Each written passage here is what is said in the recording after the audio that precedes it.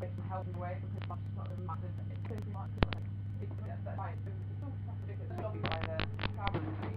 You can't buy one. It's like wait, how do I say it's not like fun? It's just cost mountain. I'm pretty sure I was reading like some telegraphing last night being like, yeah, well. So we all when we were in the first stages of lockdown, right across Australia, a lot of happened there. Borders. No, they were. This is a Never. I mean, the thing about those lockdowns, if you're in England, you weren't allowed to travel essentially, were you? Apart from for a really good reason. But all people that were coming into England, no quarantine, nothing. Yeah. It's really just fucked up in a way. Yeah, whereas in Australia, it was Straight away. more or less, and they yeah, this is the biggest concern for me from a selfish perspective at the moment. It's getting into Australia. Quite good about it, just. Yeah, so there's more to do, maybe. Oh, we're talking about that, right? Yeah. Yeah. I was talking about it hard as well. Yeah, I've done like all the meetings in the summer. I think it was really good. I was really going to meet the camp and then just carry on over. Just like, oh, my. We'll still feel like we'll feel like summer, proper summer, until we set up every possibility of the streams. Yeah, I need to be careful about what I commit to, but yeah. Yeah, but assuming that there's you know, there's enough flexibility in what we're doing across the board, it might just mean that there are yeah, it will be.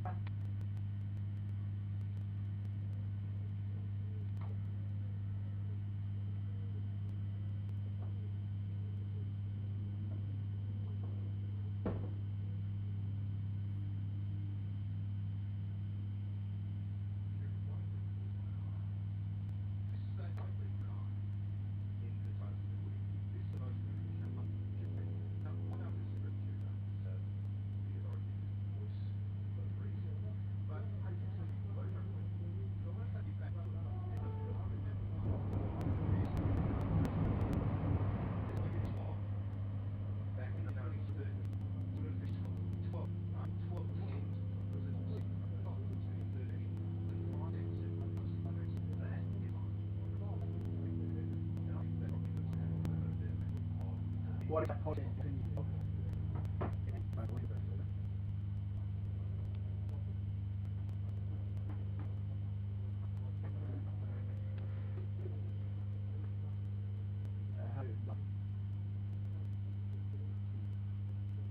Oh, this is the original one.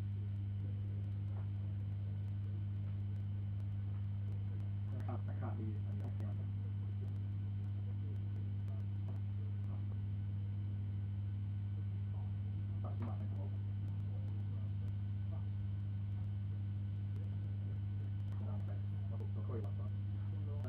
Right, but we'll persevere as it were.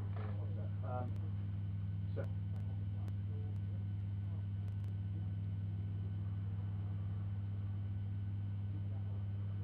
just to be clear, like I don't know if I've talked before, but just so you understand, so we're all exactly on the same page. Everything's changed downstairs as well.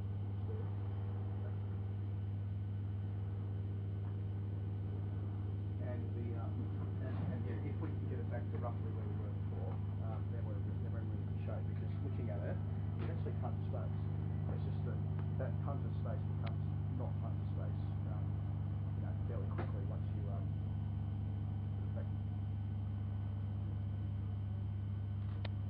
I think my understanding of it is that we've now lost another slab of another slab of space downstairs. I don't quite know how or why. I think we've lost more space downstairs. Where they come, I think we just a different point where they're coming before or something like that. I don't know.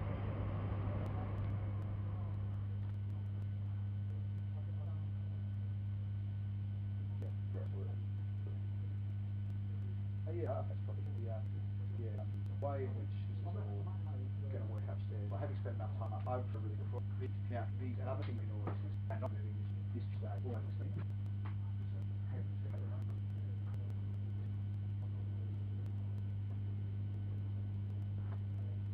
You right, so you understand the true so not the sort of more rectangular part of the wall, you know what I mean? But the bit that sticks out, like blue, actually. Now that is going to standards. And apparently that was always going to be where it's very and power to move was the intention right on it. The pairs we scanning where which is not what we want. So there's a number of reasons for change stairs. One is that if you would get to the top of the stairs, you take the step up, the last step, you would get where we originally thought, not even it be that couple step there. So that's one high 800 with that couple step than we were going to. So that's another reason. That's what I make a fair down there. And looking at it.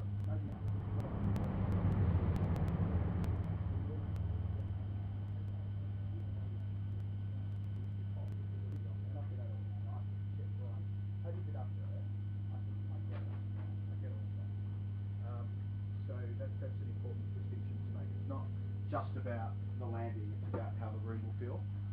And this will be secure. There's all of that. And yeah, like I say, the landing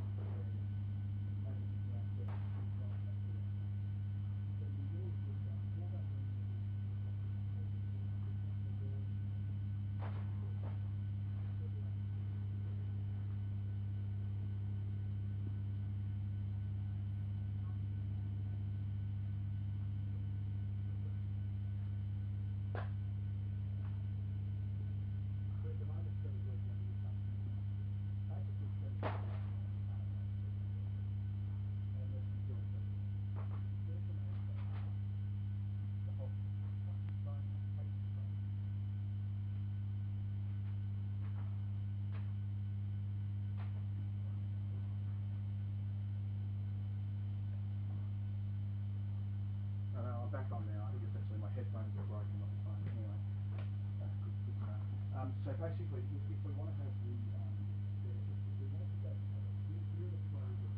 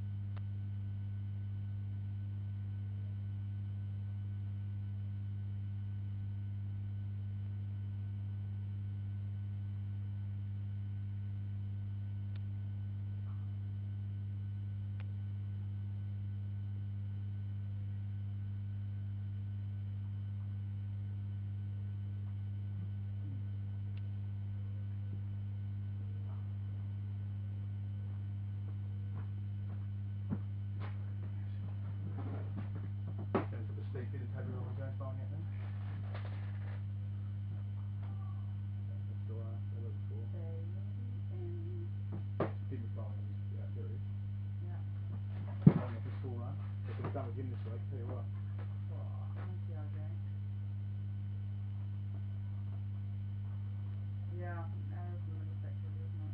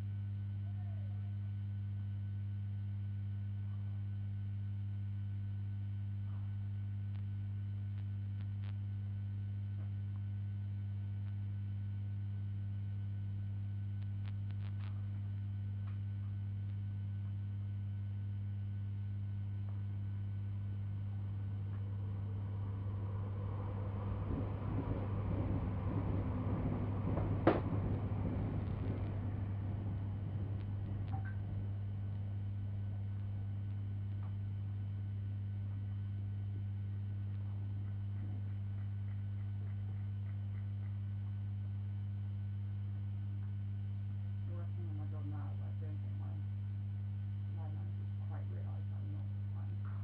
Alright, you're comfortable enough. Like, you know, I can not.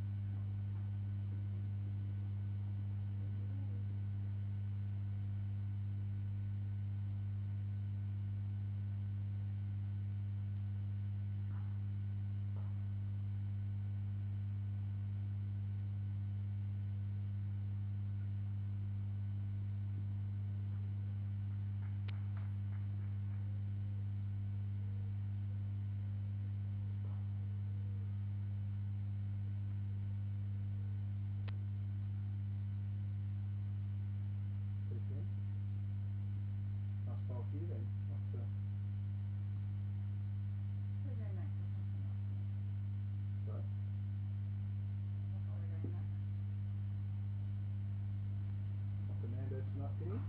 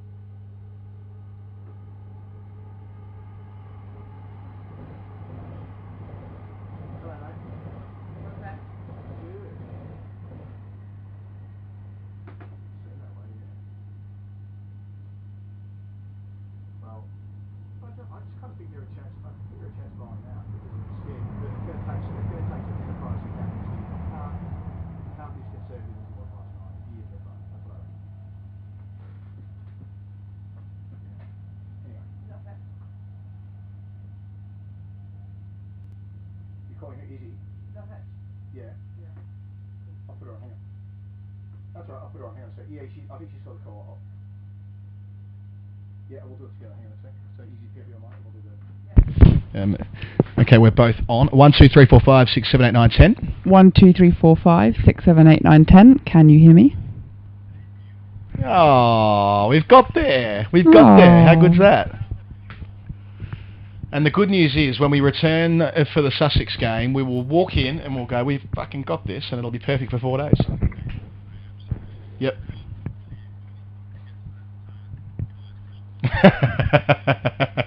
we will build it up accordingly, and we'll really push the boat out there on that. That's one they can attempt to look up if they see fit, I think, because it's so obscure and very good. Talking a bit. Thank you. Excellent. Looking forward to it. Speak soon, Fletch. Cheers. Bye.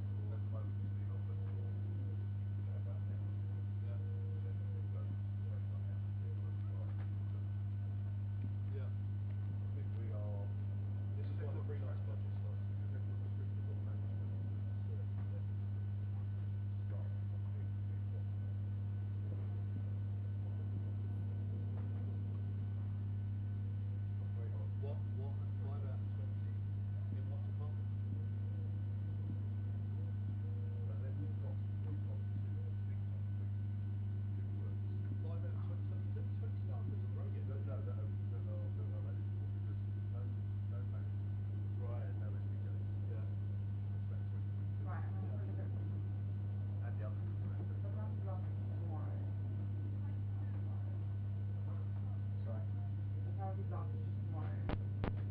He was Vince Cookie. It's his 40th tomorrow.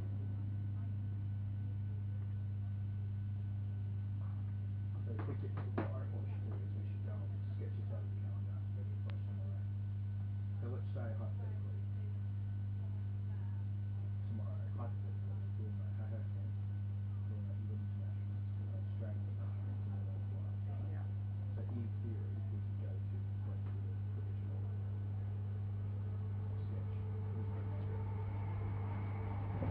So that is in enough that.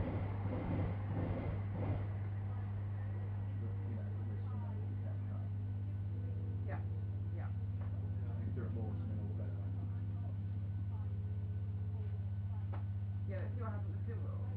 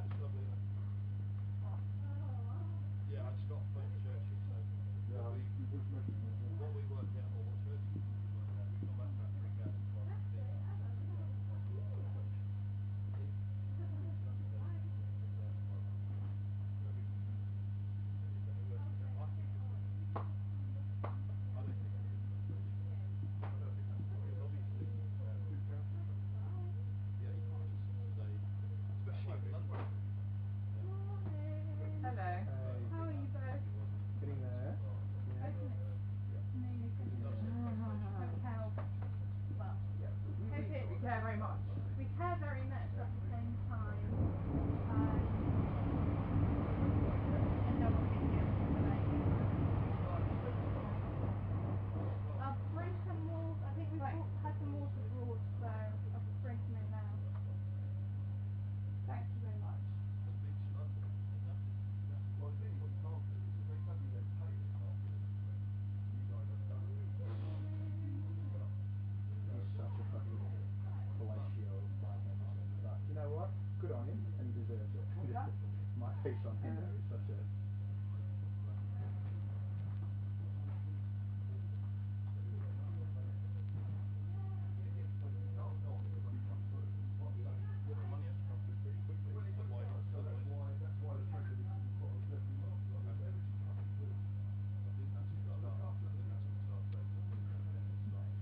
photo? They've come. Sorry? The DM has come. Is you ready?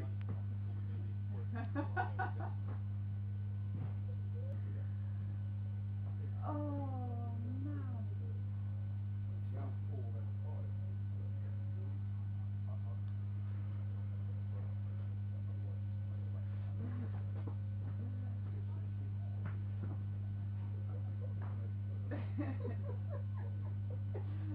How are you going to handle it? Not today.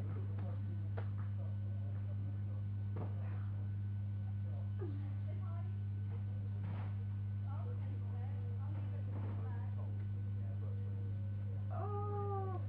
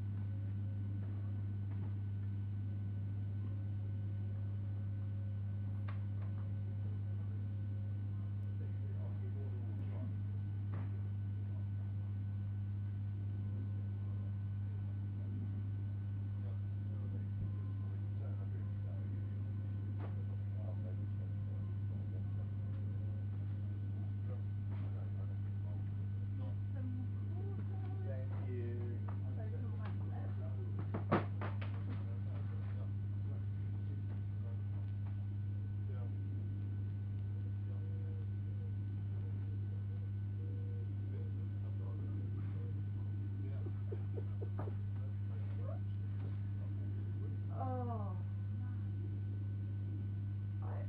The thing is, I'm just going to say as it is, but he's going to be like, he's ruined my career, or he's ruined my comeback, or whatever.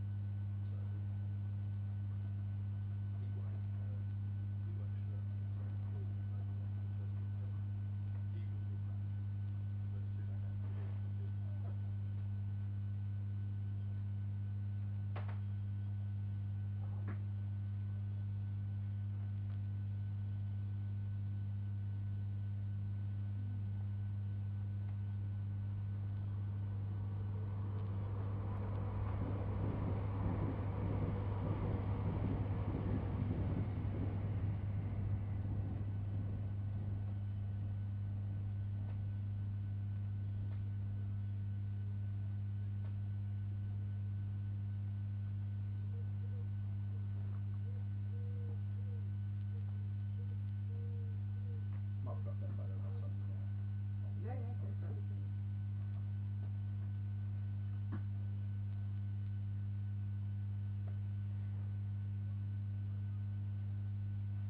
I'm just making sure you can't see the screen. No, you can't. There you go. I did check that.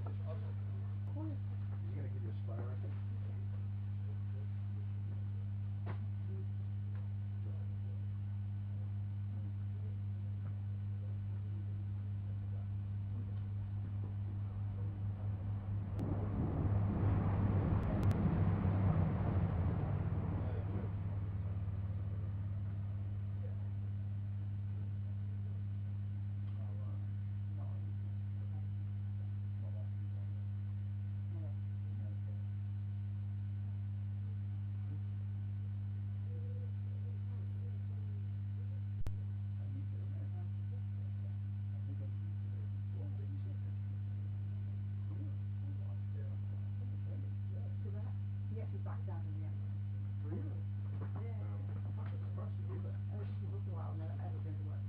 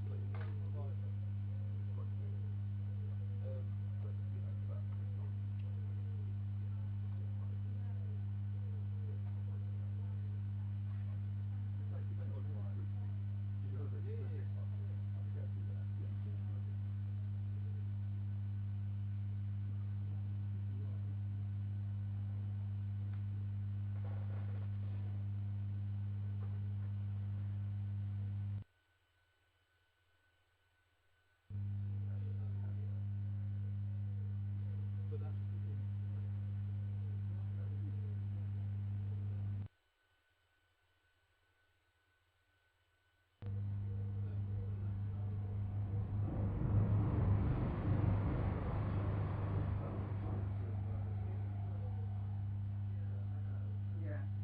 Very, very solid everything by the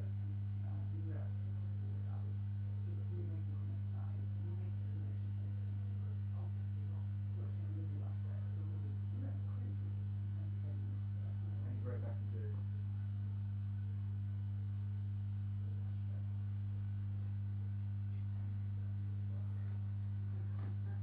What I do about it at the top, let's just say.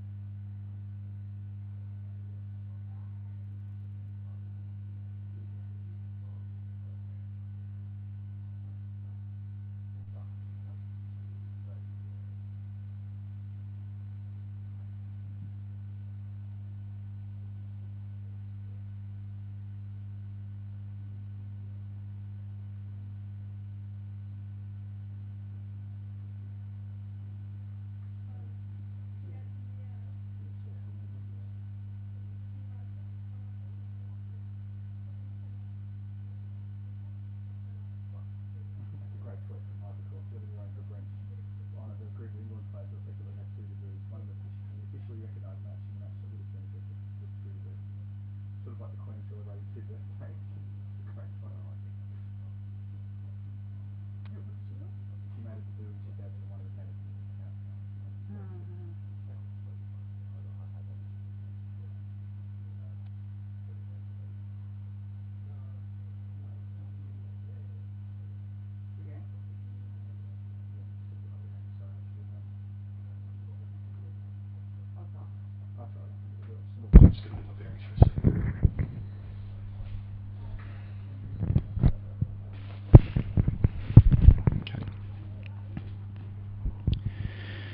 Good morning and welcome to Radlett Cricket Club for the 4th and final day of this Bob Willis Trophy fixture between Middlesex and Hampshire. The visitors, Hampshire, are 60 for 2 overnight in pursuit of 158 for victory, so 98 further runs to go for them. Joe Weatherly, the not-out opener, is on 23 and the captain, Sam Northeast, is on 8. I'm Adam Collins, and with me in our commentary position at Radlett Cricket Club is Isabel Westbury. Good morning, Isabel. And look, from Middlesex perspective, 60 for 2 really is 60 for 4. We know that 8 out means all out, and we saw this pitch was seriously ragging last night with a couple of spinners at their disposal. They're a lot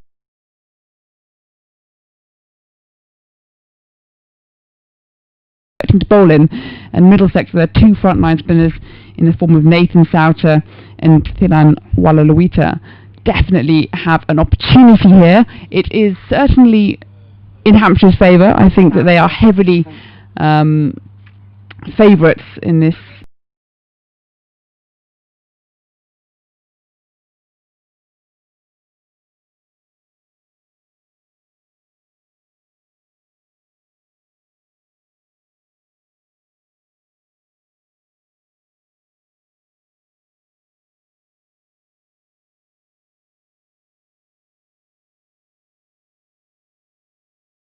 the other. Mercer has done 14 for the day when Middlesex took the field on the third morning and needed a couple of quick wickets to finish off Hampshire's first innings.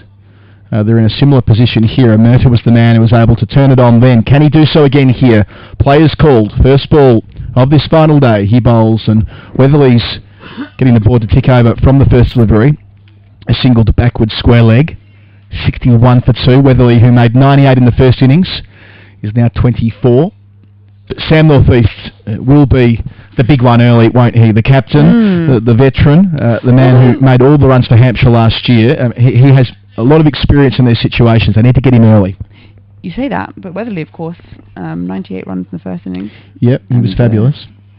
And it was this partnership, really, between Weatherly and North East in the first innings that really caused problems for Middlesex. North East being dismissed shortly after he made his half-century. 2 slips in a gully. Mercer bowls here, North East. Struck on the pad, shout. Taken by Holden the gully. Is there an edge off the inside edge? There is. So North East is gone. First ball of the day that he has faced. That's what they needed. Tim Murdo has done the job. Inside edge onto the pad, ballooned up. Holden moving forward. A good snaffle. So second ball of the day, Middlesex have got themselves a third wicket, and we have ourselves a ball game at Radlett. This is what we wanted, whether we're a Middlesex fan or a cricket fan in general. North East, that big wicket, as Collins was talking about just now. My goodness me, I thought for a moment from our position at sort of backward point behind Max Holden that it may have just pitched before, or it may have bounced before it reached him, but he dived forward, he made a lot of ground as well. It's a really, really good catch early in the day. Middlesex very much sort of ready, up and raring to go, and that was a crucial wicket. So 3 down here, Hampshire. Remember that they only, I'm almost certain now that they only have 8 wickets really to play with both Ryan Stevenson and Liam Dawson out injured. So this is setting up things very nicely indeed. And well, of course, the other thing to say is, who could it not have fallen to but Tim Murter, hey? Of course it's Tim Murter. North East gone for 8. The captain, the wicket they needed, and they've got it at the first time of asking. So Hampshire 61 for 3, effectively 61 for 5, and I'll tell you what, that's precisely what they'll be telling the incoming batsman, Ian Holland, the all-rounder. First time around, Holland made 22. He was one of Murter's 4 wickets. He was caught in the cordon by Sam Robson. Robson's in there now at third slip.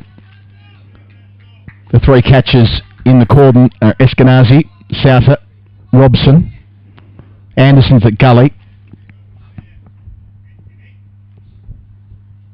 Holden at point, the man who took the catch.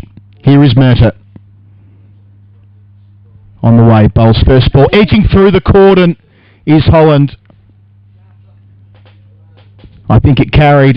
It was a chance to Souther. It's just looking at a quick replay on the live stream, and it was very low, but you think that, yes, that probably was a chance.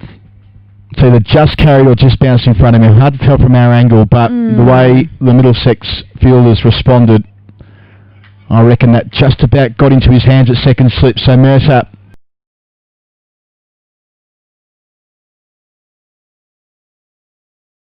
three. Weatherly was getting the board ticking. First ball this morning with a single around the corner. North East out second ball of the morning. If you're just tuning in, just putting on the live stream, that's the good news for Middlesex fans.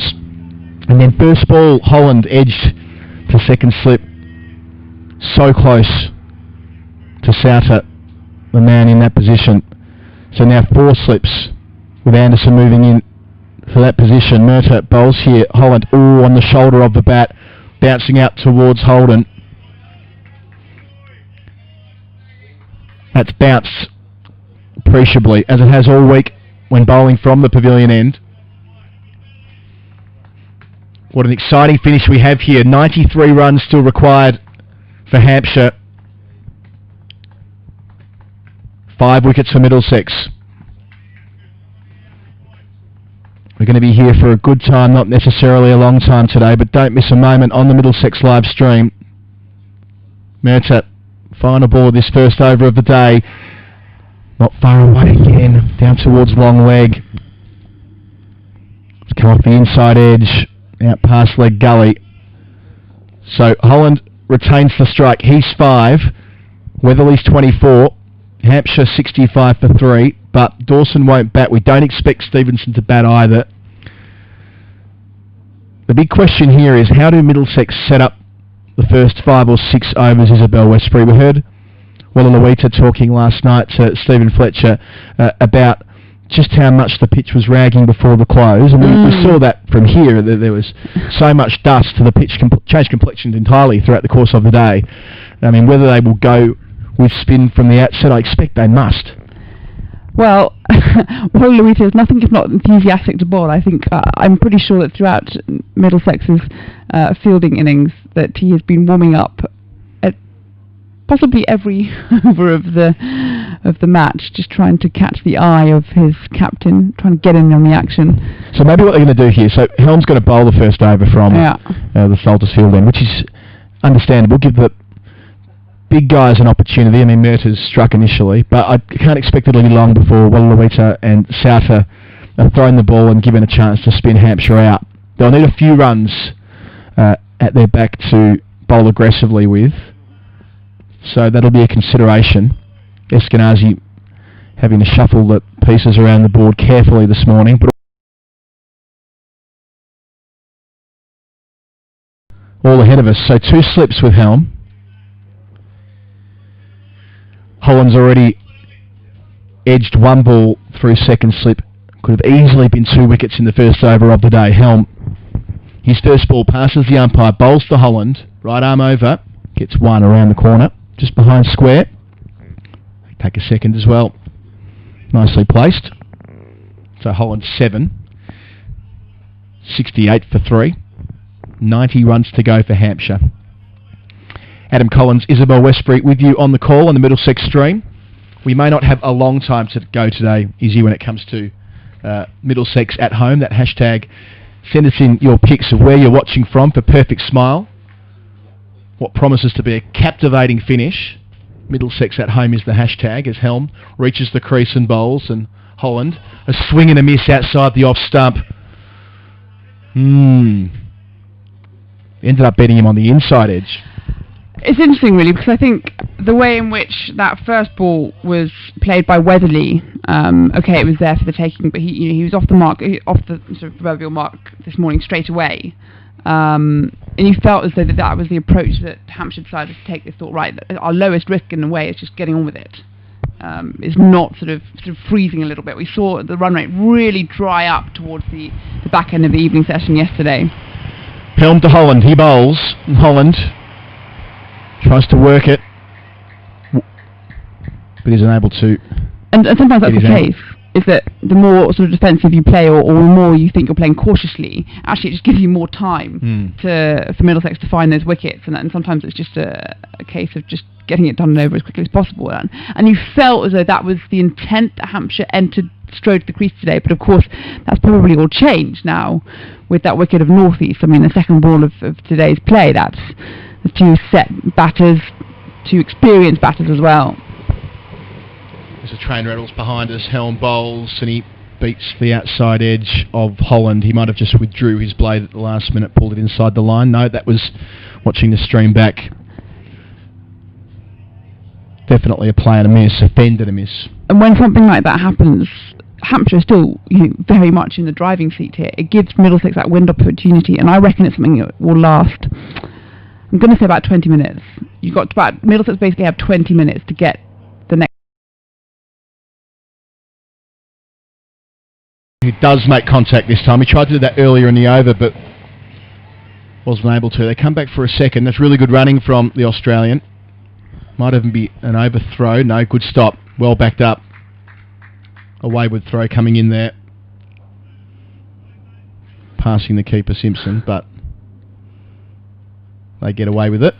So interesting. 70 for 3 the score. We were saying that's effectively 70 for 5. Maybe it's 70 for 4. Yeah. I'm not sure if you saw the message we just received, but Ryan Stevenson is at the ground and will may bat if required. We don't know for sure, but of course he had that gash on his leg yesterday after diving into the lunch tent A strange way to get injured, but thankfully he's back here today from Hampshire's perspective, and this is more runs down towards third man.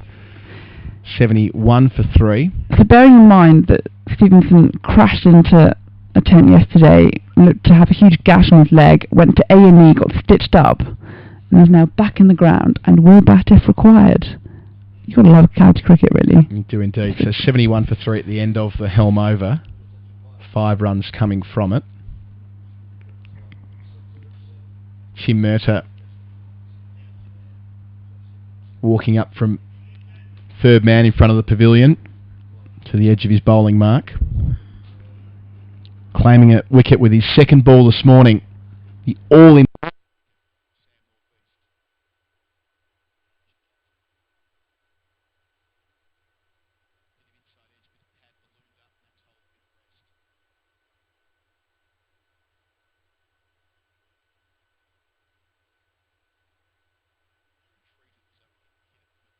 That wasn't the assessment of the umpire.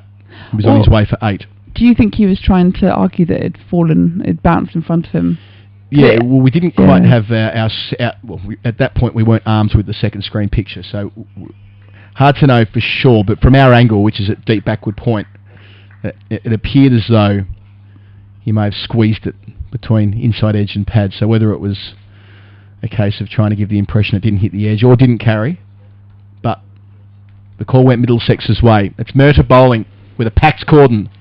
Defending is the new man Holland, who's done well to absorb the strike since coming to the middle. He's faced every ball since walking out there, whether he's not been required to face another delivery.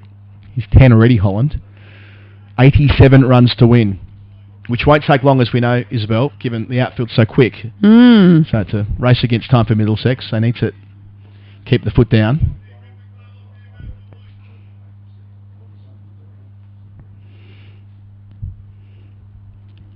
Murtagh, 4 slips, bowls, Holland, clipping, past the man at short leg.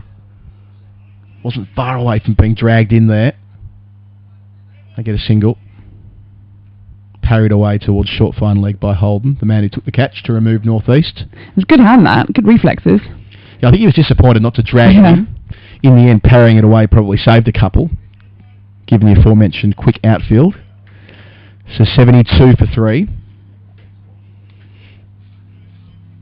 I saw reported last night that Dawson's injury is a season-ending Achilles injury. Oh, the luck of it. Yeah. So Weatherly's facing Murtagh here, 2 slips. He shuffles forward in the crease before defending to mid-on, no run. Just spent a good chunk, missed the first match in the bubble with England. Nice to be in the bubble, but not to play any cricket at all. To finally get out. He wasn't even supposed to be playing. The message that we got from the Hampshire camp before the match that he wouldn't be available to play, him nor James Vince, because they'd just come back from the England bubble, having a sort of one match just to rest and recuperate and then get into it, and then and also to be looking good, bowling well, batting well. Had a great start to the game. Murtagh bowls. It's close, not far away from that off stump when Weatherly shoulders arms. I mean, you really have got to feel for him, because it's the same as last year, really. I mean, it was, again, I'm sure it was a wonderful experience to have been part of that England ODI World Cup winning squad, but he didn't play. And I think Liam Dawson is certainly somebody that he doesn't want to be remembered for winning things where he didn't contribute.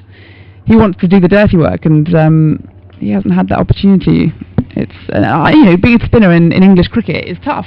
I think we were talking before play about about Murtagh to Weatherly, edge through about 4th slip, running down towards the boundary rope at third man. A fat outside edge indeed. It went through 3rd slip, watching the replay back, and there was a 4th slip and there was a 2nd slip. How often do you see it? Yeah, I think this is a position as well where you think you might get spinners on just because you take the pace of the ball. That will be galling for the captain Eskenazi, watching the replay back. That has gone precisely where 3rd slip would have been. A 1st, a 2nd and a 4th. The broken up cordon. It's just one of those things you can't plan for, that kind of thing. But 4 more runs for Weatherly. Frustration for Middlesex. But they are on top here early. Murtagh bowls defending Out towards Gubbins, no run. This is one of the things you get with seam bowling, using seamers in a tight run chase, is that you're going to get nicks that go for 4. Where it's not intended by the batter, it's sort of all fluke, but you're less likely to get that with a spinner, and you wonder whether that mindset might just bring them on earlier. But yeah, just going back to Dawson quickly, the plight of the English spinner in county cricket. I think we were talking about Ollie Rayner before play. Obviously, he was released from Middlesex and retired since over the winter. The chances don't come that frequently. I mean, they essentially are resigned to missing the first 3 months of any county season, really. Yeah. Just by way of not being selected due to pitches, whatever. And it means, yeah, when those opportunities come, far and few between, you want to take them, and poor man hasn't really had that chance. Can Helm take his chance here, bowling to the new man, Holland? Is there an edge there? There's a shout from behind the wicket, but the bowler isn't too interested in his appeal. It's turned down. But again, beating the outside edge. It's the third time Helm's gone past the blade of Holland in the space of a couple of overs. 76 for 3. Middlesex will need 9 wickets, not 10. They've got 82 runs to play with. We've got the close one here at Radlett. Stick with us all the way through on the Middlesex stream. 3 slips. Point cover, mid-on, mid-off, deep backward square. On the way. Helm delivers. On middle stump, pushed out towards Harris at mid-wicket. No run.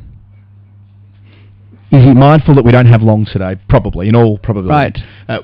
Colo's question. I was literally just thinking about that. We should get there. Now we've got a brilliant question in from Stephen Fletcher today. He's done the hard work overnight to come up with something that isn't, well, I suppose it is Googleable in some respects, but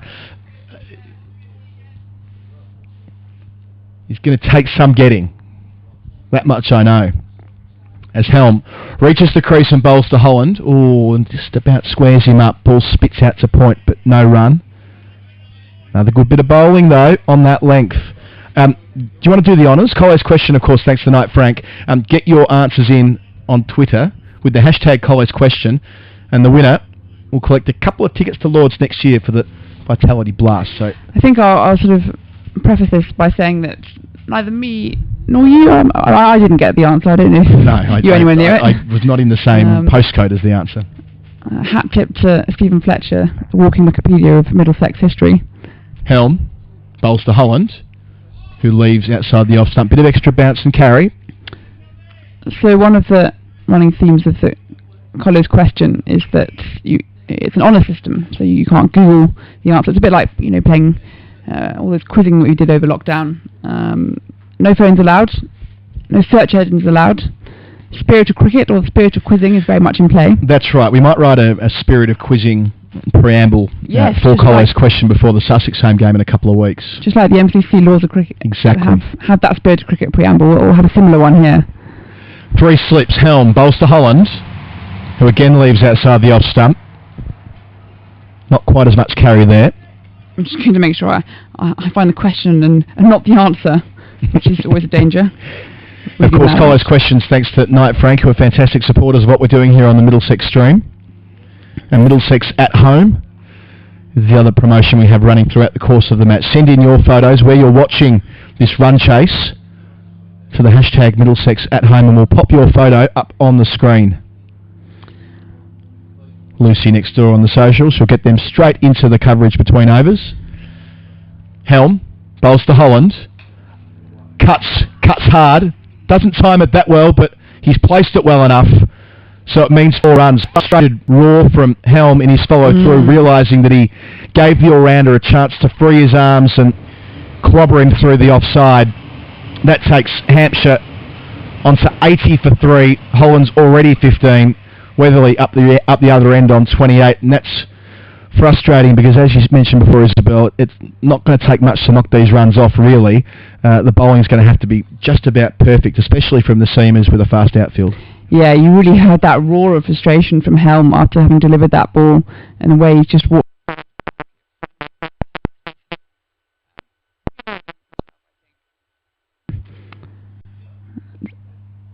So Murtagh starts a new over, defended by Weatherly out into the offside.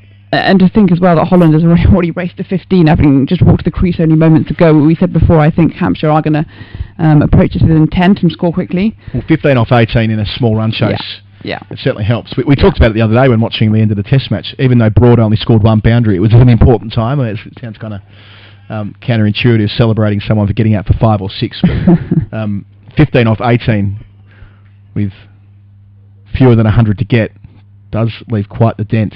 It's Weatherly facing Murty here. 2 slips pushed into the offside. I say 2 slips. It's 2 slips and a 4th slip. And in the previous over, an edge went straight to 3rd slip, or where 3rd slip would have been, and he had 3 slips when Holland was on strike, but not when Weatherly was on strike. It's just as we said before, a game of chess for Eskenazi, the skipper standing at first slip. I'll just go back to the Collins question in a second. Yes. We didn't quite get there, did we? We pushed on to the game. Too much situation. commotion. Too much going on here. Happening. Those 3 catches back there as Murta bowls. Weatherly edges straight to 4th slip on the bounce. Anderson brings it down. Right, so listen carefully, 'cause this is a tough one.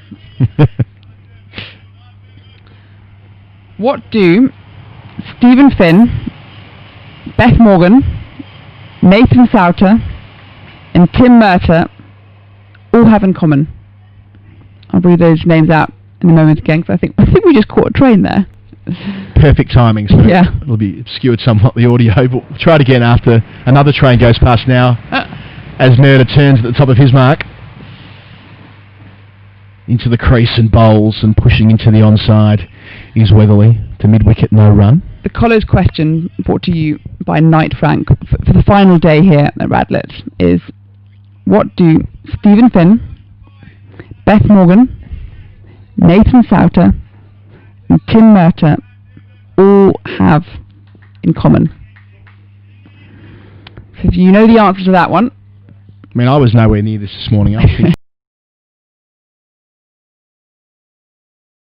And pushing again is Weatherly, beaten outside the off stump into the gloves of Simpson, not far away at all, Tim Murta. Well, this is the thing that got me as well, because I think I played with Beth, where she was predominantly, her role was a batter. Yep. And I think some of her main feats, I would suggest, have been with batters, you say, sort of her Ashes stands, etc. Yeah, that semi-final of the World T20 in 2009, when she single-handedly, not single-handedly with Claire Taylor, of course, but they but she did won that semi from nowhere. She was a handy seamer, especially early on in her career. Murta, can he find the edge here? Not quite, but I tell you what, he's not far away at Weatherly. And this becomes the big wicket, doesn't it? They've already picked up the captain, Sam Northeast. If they can get rid of Weatherly, 98 in the first innings, and unbeaten 28 so far from 87 balls here. End of Murta's over, 80 for 3. That College question graphic up on the screen now. Thanks again to Knight Frank for all their support and what we're doing here on the Middlesex live stream. Their Middlesex are right in this game. So Beth Morgan, Stephen Finn, Nathan Souter and Tim Murta. Right. So and I think it's fair to say that Finn, Souter and Murta are certainly predominantly bowlers, despite the Lambeth Lara of Tim Murta. Is this you trying to give a clue? I feel like you're nudging really us. A clue. That's kind of almost sort of leading down a... Is the subtext here that you're trying to tell us it's about Beth Morgan in the days when she would have also been a bowler? Well, I mean, then I feel as I might be misleading people, but it's a tough one. I mean, it's difficult to find out what they do all have in common. And I must say, if anyone does get this right, wow. Well, you might chuck in a couple of tickets to Lords as well. You'll send him on your MCC ticket. Quite, yes. Right, we're going to see spin, and I'm thrilled to see this. So, Willa, who picked up a wicket last night before the close, a couple of balls after coming into the attack. He won the wicket of Tom Alsop, caught it slip. A ball that was held, didn't turn, the left-hander edging to the right of the captain at first slip, taken neatly. But last night, he was talking to Stephen Fletcher, the spinner, the young spinner, of course only playing his second first-class game, and said that he's played loads of second-team cricket here, where he took more wickets than anyone in the comp last year, primarily playing on this ground. And he says that it does rag on the final day, and it was doing so last night. The early signs were there, and he thought that it will be slow bowling that wins the game for Middlesex today. So he's getting that chance to do precisely what he said he would. Into the attack relatively early, 6th over of the day. He's got 2 slips and a short leg. Bowling here to Holland, turning him round the corner first ball.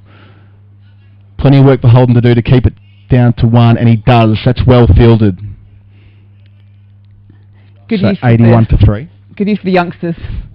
Get them running around, careering around. I think Gubbins Yeah. and Holden probably some of the fastest in the Middlesex squad. Well, every run counts, obviously, goes without saying, but that easily could have been 2, but Holden insisted on it only being 1. They weren't going to take him on after the ground he made. So just 1 slip when Weatherly's on strike and the short leg. Robson in there under the lid.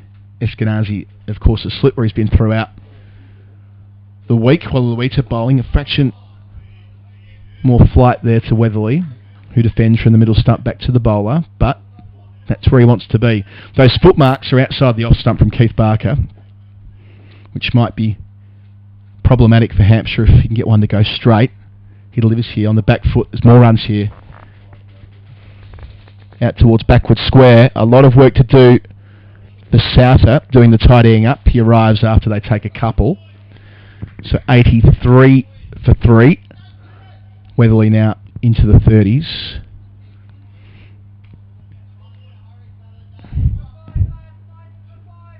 Fantastic opportunity for a young spinner on a turning track on the final morning. Can he get himself right into the game? Now a slip and a leg slip. Lunging forward is Weatherly, pushing behind point, no run.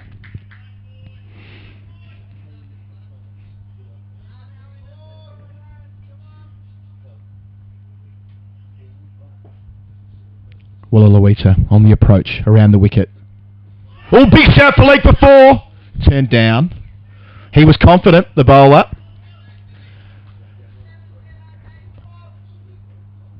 That's what we talked about last night, the one that doesn't spin. Around the wicket with the angle. Weatherly was back on the crease there as well. Bowls, and leaving again, not far away at all. That's a good over. It improved as he went through. That last ball turned. So it's 83 for 3 after 32 overs. Middlesex have got 75 runs to play with.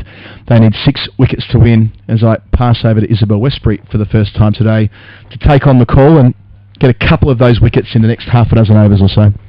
So it looks like Murph's going to continue from the pavilion end. Spin from one end for the time being. I reckon the South is probably trying to catch his captain's eye at some point. Come on for a ball. 75 runs still required for Hampshire. 3 down. Final day of play here at this Bob Willis Trophy match between Middlesex and Hampshire. Lots to play for. We'll keep an eye on some of the other scores around the ground.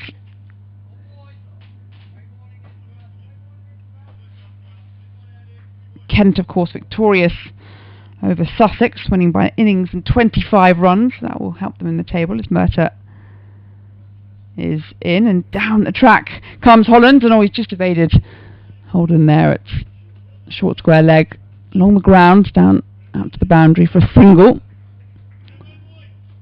74 left to get. So yes, I mean Sussex have 1 win under their belt. Kent have 1 win under their belt. At the moment, Essex against Surrey. I'll come down to that in a minute as Murtagh starts his run up. Right arm over the wicket and forward comes Weatherly, no run. Surrey is still 302 runs behind Essex, and they're 1 wicket down in their run chase. So very much in Essex's favour. So if that turns out as we think it will, that means Essex will have 2 wins under their belt, Surrey none. So Middlesex don't want to get stuck in that melee of sort of the middle of the table with Sussex and Kent, and Hants at that point would also have one win if Hampshire do win here today. Murtagh in, and this is prodding into the offside, no run. And then it will be quite tricky, I'd imagine, to try and catch up with Essex at the top of the table. Remember, there's 3 groups in this Bob Willis Trophy, the Central, North and South group. And it doesn't winning your group doesn't mean you'll go to the final. You've got to win your group and be in the top 2 winners of the 3 with the most points. So, lots to do if Middlesex want to be up and around that point. Here comes Murta, right arm over, and this is just played into the onside, no run.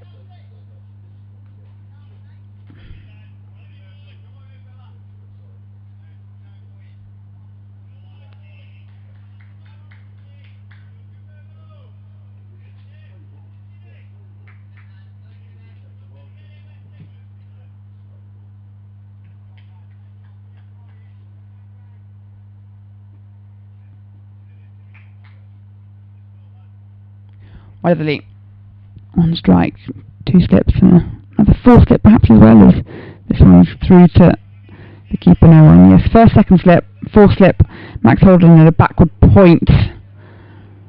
So a fair bit of space between the slip cordon, hedging their bets perhaps. Fine leg, got some shade on the boundary, helm there, hands on hips.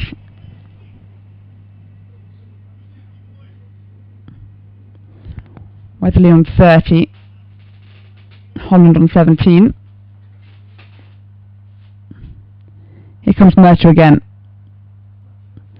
Down the track comes Weatherly, another leave. Ooh, and this cheeky little shy at the stumps there, underarm from Simpson. Quick thinking from him. He just saw Weatherly advance down the track and thought, oh, I've got a cheeky opportunity here. Try and get him out.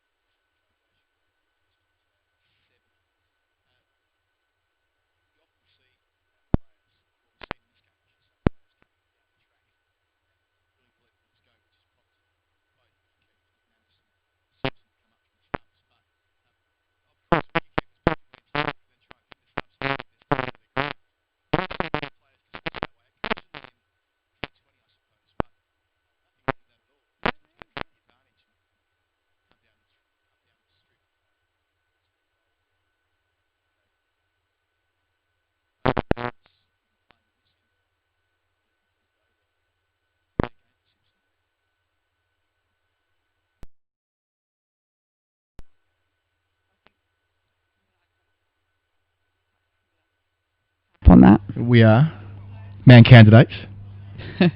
For the longest time, I thought we shouldn't call it the man cat anymore. I sort of felt as though it should be called, because of course the laws of cricket, it's running out the non-striker, and they were updated a couple of years ago with the new Blue Book in 2017 to bring it into line with the ICC professional code. But I realise now that perhaps we should call it the man cat to celebrate the great Vinu man cat, the great all-rounder. It shouldn't be a sort of derogatory word. No, that's right. It should be seen as a recognition of his huge footprint on the game as a batsman, as a bowler, and indeed as a resourceful fielder as well. Wallaluita left arm round, and this is all past the outside edge through to the keeper. Didn't take it cleanly.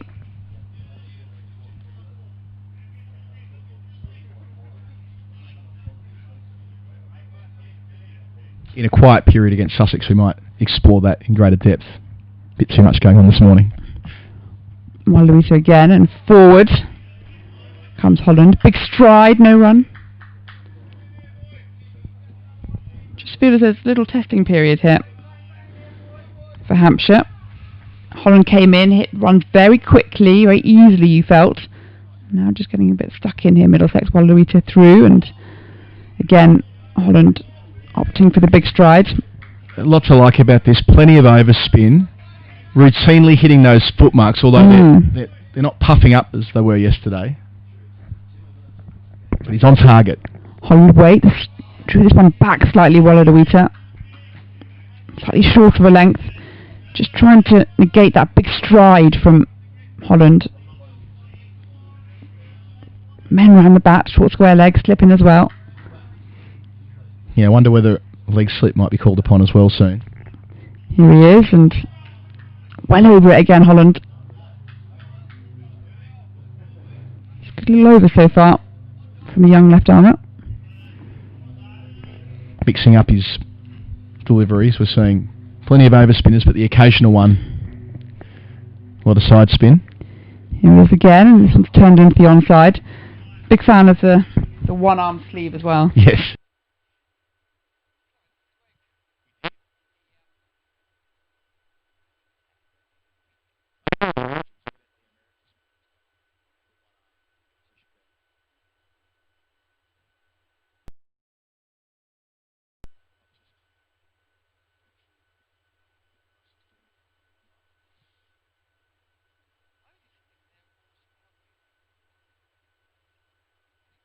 Look, that might be Smashed. why as well, yeah. But then I always thought, well, what on earth wouldn't you just wear a long sleeve shirt? So I think we're only 20 or 30, well maybe 30 or 40 years since wearing business shirts out there in the middle. Yes, quite. Although I was always a fan of the high-waisted trousers back in the sort of 30s and so.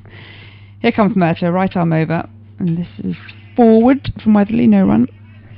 Yeah, I wonder if they were, I mean, I'm sure someone will be able to tell us on the Middlesex Twitter feed, Middlesex_CCC. Maybe Mike Selvey, the president of the club, who's sitting over there on the pavilion side of the ground. I know he was watching the stream on early in the match, whether he might be able to tell us.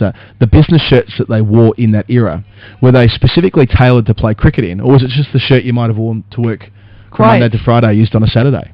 Just another one taken out of the closet for cricket, or were they specific cricket shirts with buttons on them, I wonder?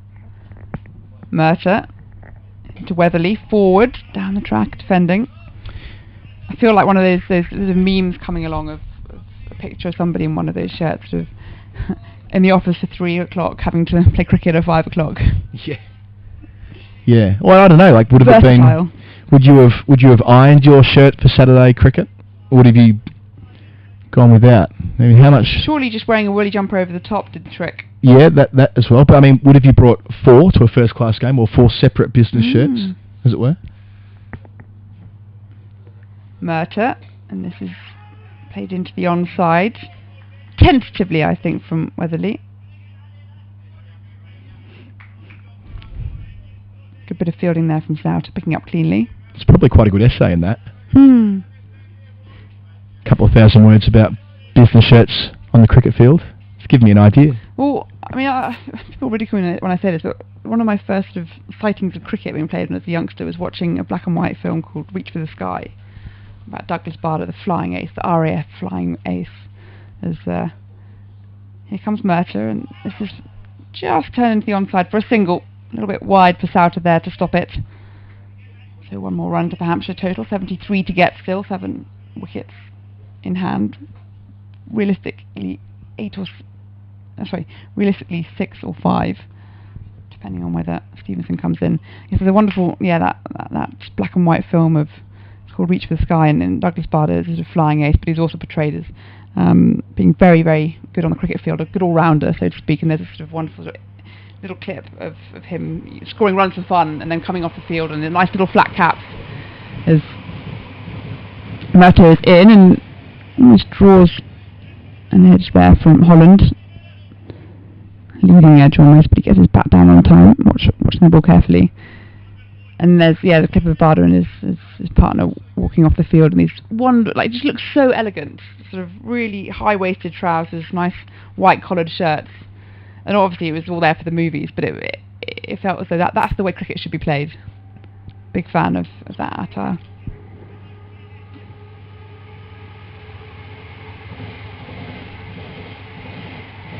Murta again.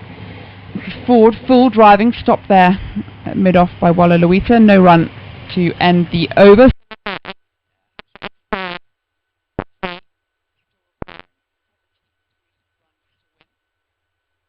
I did enjoy during the initial lockdown test, not so much a thing now because they've had a chance to visit the barber, but initially when lockdown was eased to the point where you could visit a barber, that was already at the stage where the England players were in the biosecure bubble for their West Indies test matches, which meant as a result we saw those headbands out in force early on. I always like, how you can add to what is a fairly plain uniform, how you can make it your own a little bit. As you used to, Izzy, with your headbands and sweatbands and all the rest of it when you were playing for Middlesex. Game, I mean, yep. There's more long hair than not. Sure. As Walla Luita is in and forward. Once again, Weatherly on strike this time. There's also an element, wasn't there, of wearing a headband even with short hair so that you didn't sweat as much. You don't want to be touching your face as much as Wallaluita is. In once more, and this is an inside edge even from Weatherly, probing forward. I think Stuart Broad talked about, just trying to sort of train himself out of wiping the sweat off his brow and instead just touching the headband instead. Right. Here comes Wallaluita and flatter. Yeah, it was very interesting hearing about how they used sweat, and I'm sure it's the same here. But Mark Wood gave up the secret, didn't he? He said it was all about back sweat being the heaviest sweat. Was it Don Best that had sweated the most profusely, I think they decided? Right, so he was the back sweater. Yeah. Wallaluita again outside off stump, turning away, safely left by Weatherly. I'm not sure if I really want to think about Mark Wood's back sweat, but it was quite an evocative image. We've got a message in about playing shirts, which happy to report after this ball. Wallaluita. Little trigger there from Weatherly, another dot ball. So Neil Kirby on Twitter has advised me that cricket shirts were very similar to everyday dress shirts when he was playing school cricket in the 1970s, but they were still specifically cut cricket shirts. Right, so they looked the same as business shirts, but they were cricket shirts all the same. That makes sense. Forward, little inside edge on the ground to short mid-wicket. And, dot to end.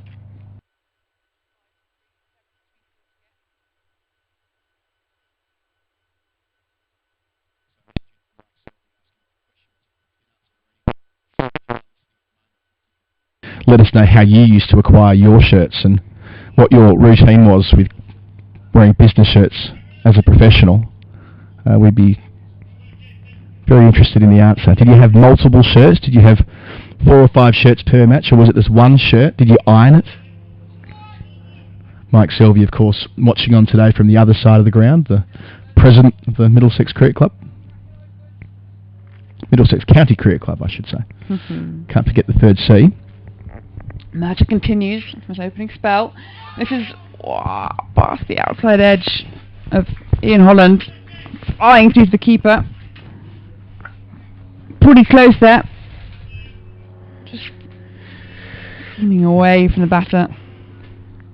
Wonder how long before we see Souter. How will they use Murtagh, and when do we see the spinners both in operation together? It worked really well before the close last night. Do we see Sam Robson, who came on and immediately...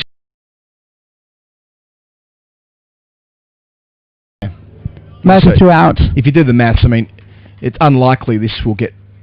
Well, it may get to lunch, but not much further than lunch with 73 to win, given how quick the outfield is and so on. Maybe we're into the second session, but all the same, this up, a partnership that's nagging now. As we mentioned last night, the fact that Sam Robson is volatile with his line and length could be useful. Murtagh, this is turn on to the onside, on the ground to short square leg, Holden there, no run. It might cost them a few runs in the process, but buying a wicket, well, what we know with Robson, much like it is with Steve Smith when he bowls, there'll be a half tracker, there'll be a full toss, and then there'll be an unplayable, all in the space of 6 balls, and that was the case against Surrey last week, with a lovely delivery for the first one, then a very short delivery which netted him a second in 2 balls, and their Middlesex were well on their way. Murtagh again. This is taken at second slip. Huge wicket. Nathan Souter there, pushing it low to his left, and Tim Murtagh, the bowler, once more. Ian Holland has been dismissed for 17, and that is a huge wicket for Middlesex in this very small run chase for Hampshire.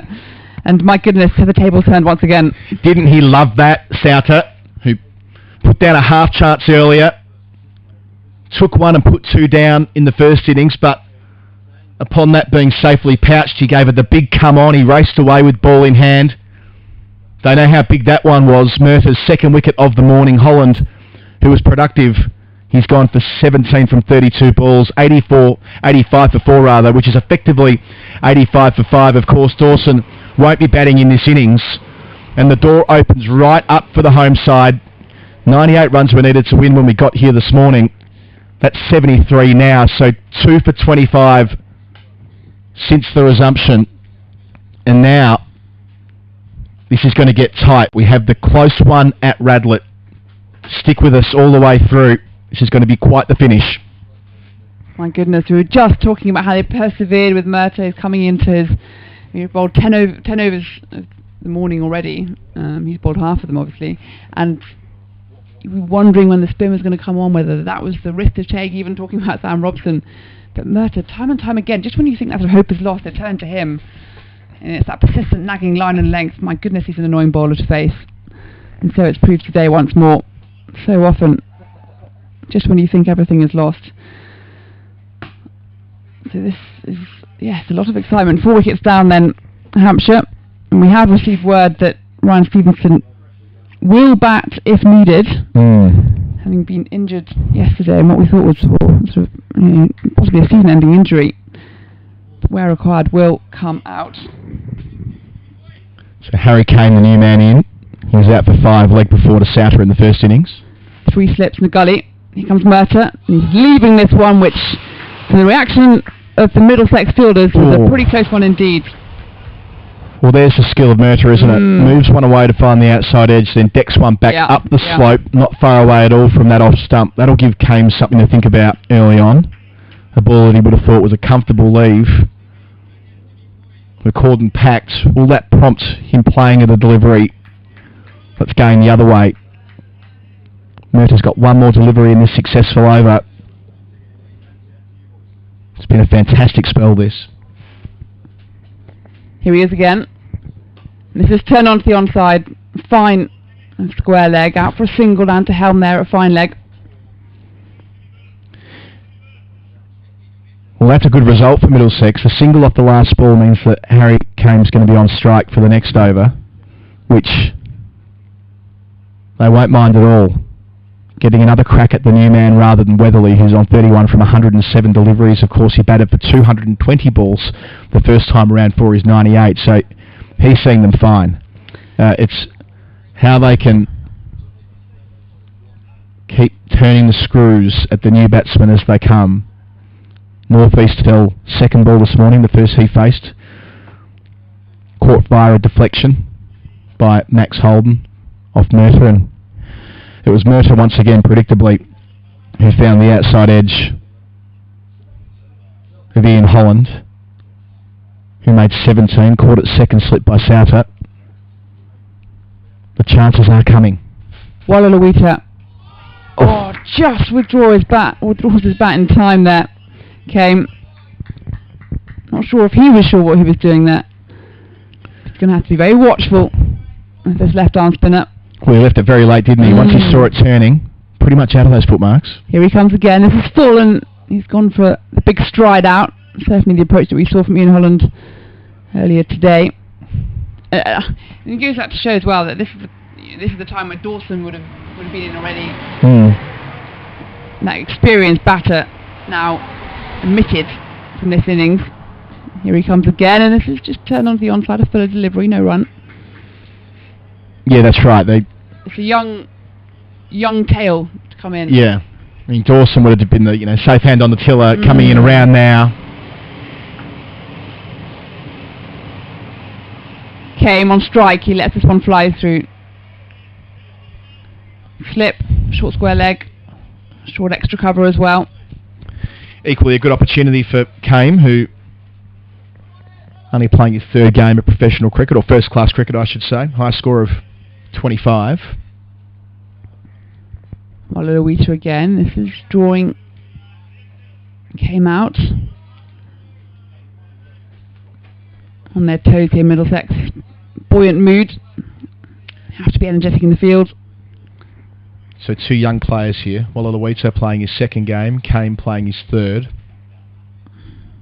22 and 21 years of age respectively.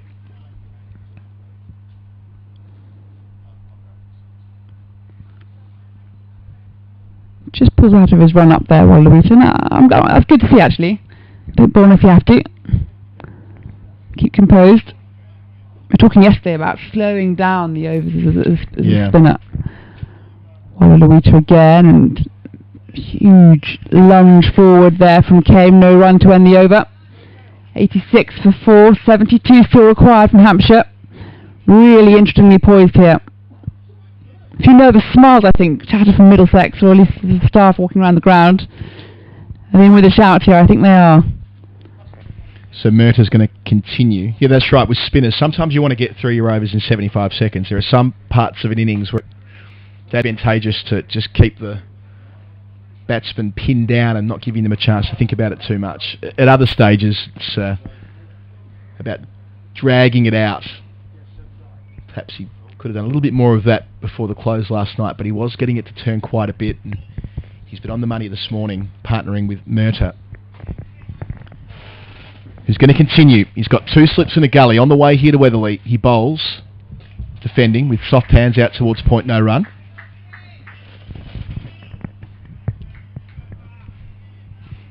.72 runs needed from here for Hampshire. So they're more than halfway there at 86 for 4. Middlesex comms man Stephen Fletcher walking around the boundary. He's nervous, certainly. A little smile on his face, but I think also he's just confirming that no one has yet submitted a correct answer to the Collars question of the day, brought to you by Knight Frank. Yeah.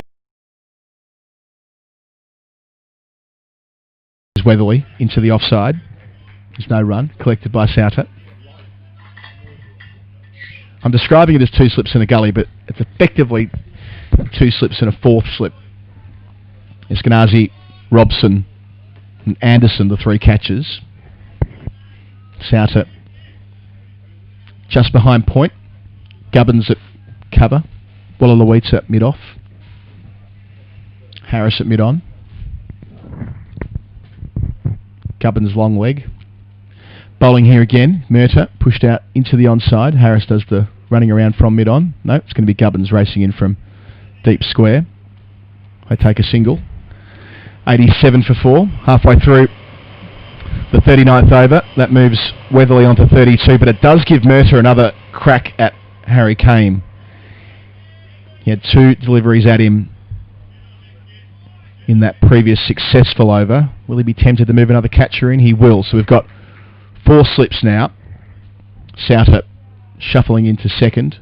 Robson third. Anderson 4. He bowls and leaves after shuffling down a little bit there. Kame was able to shoulder arms.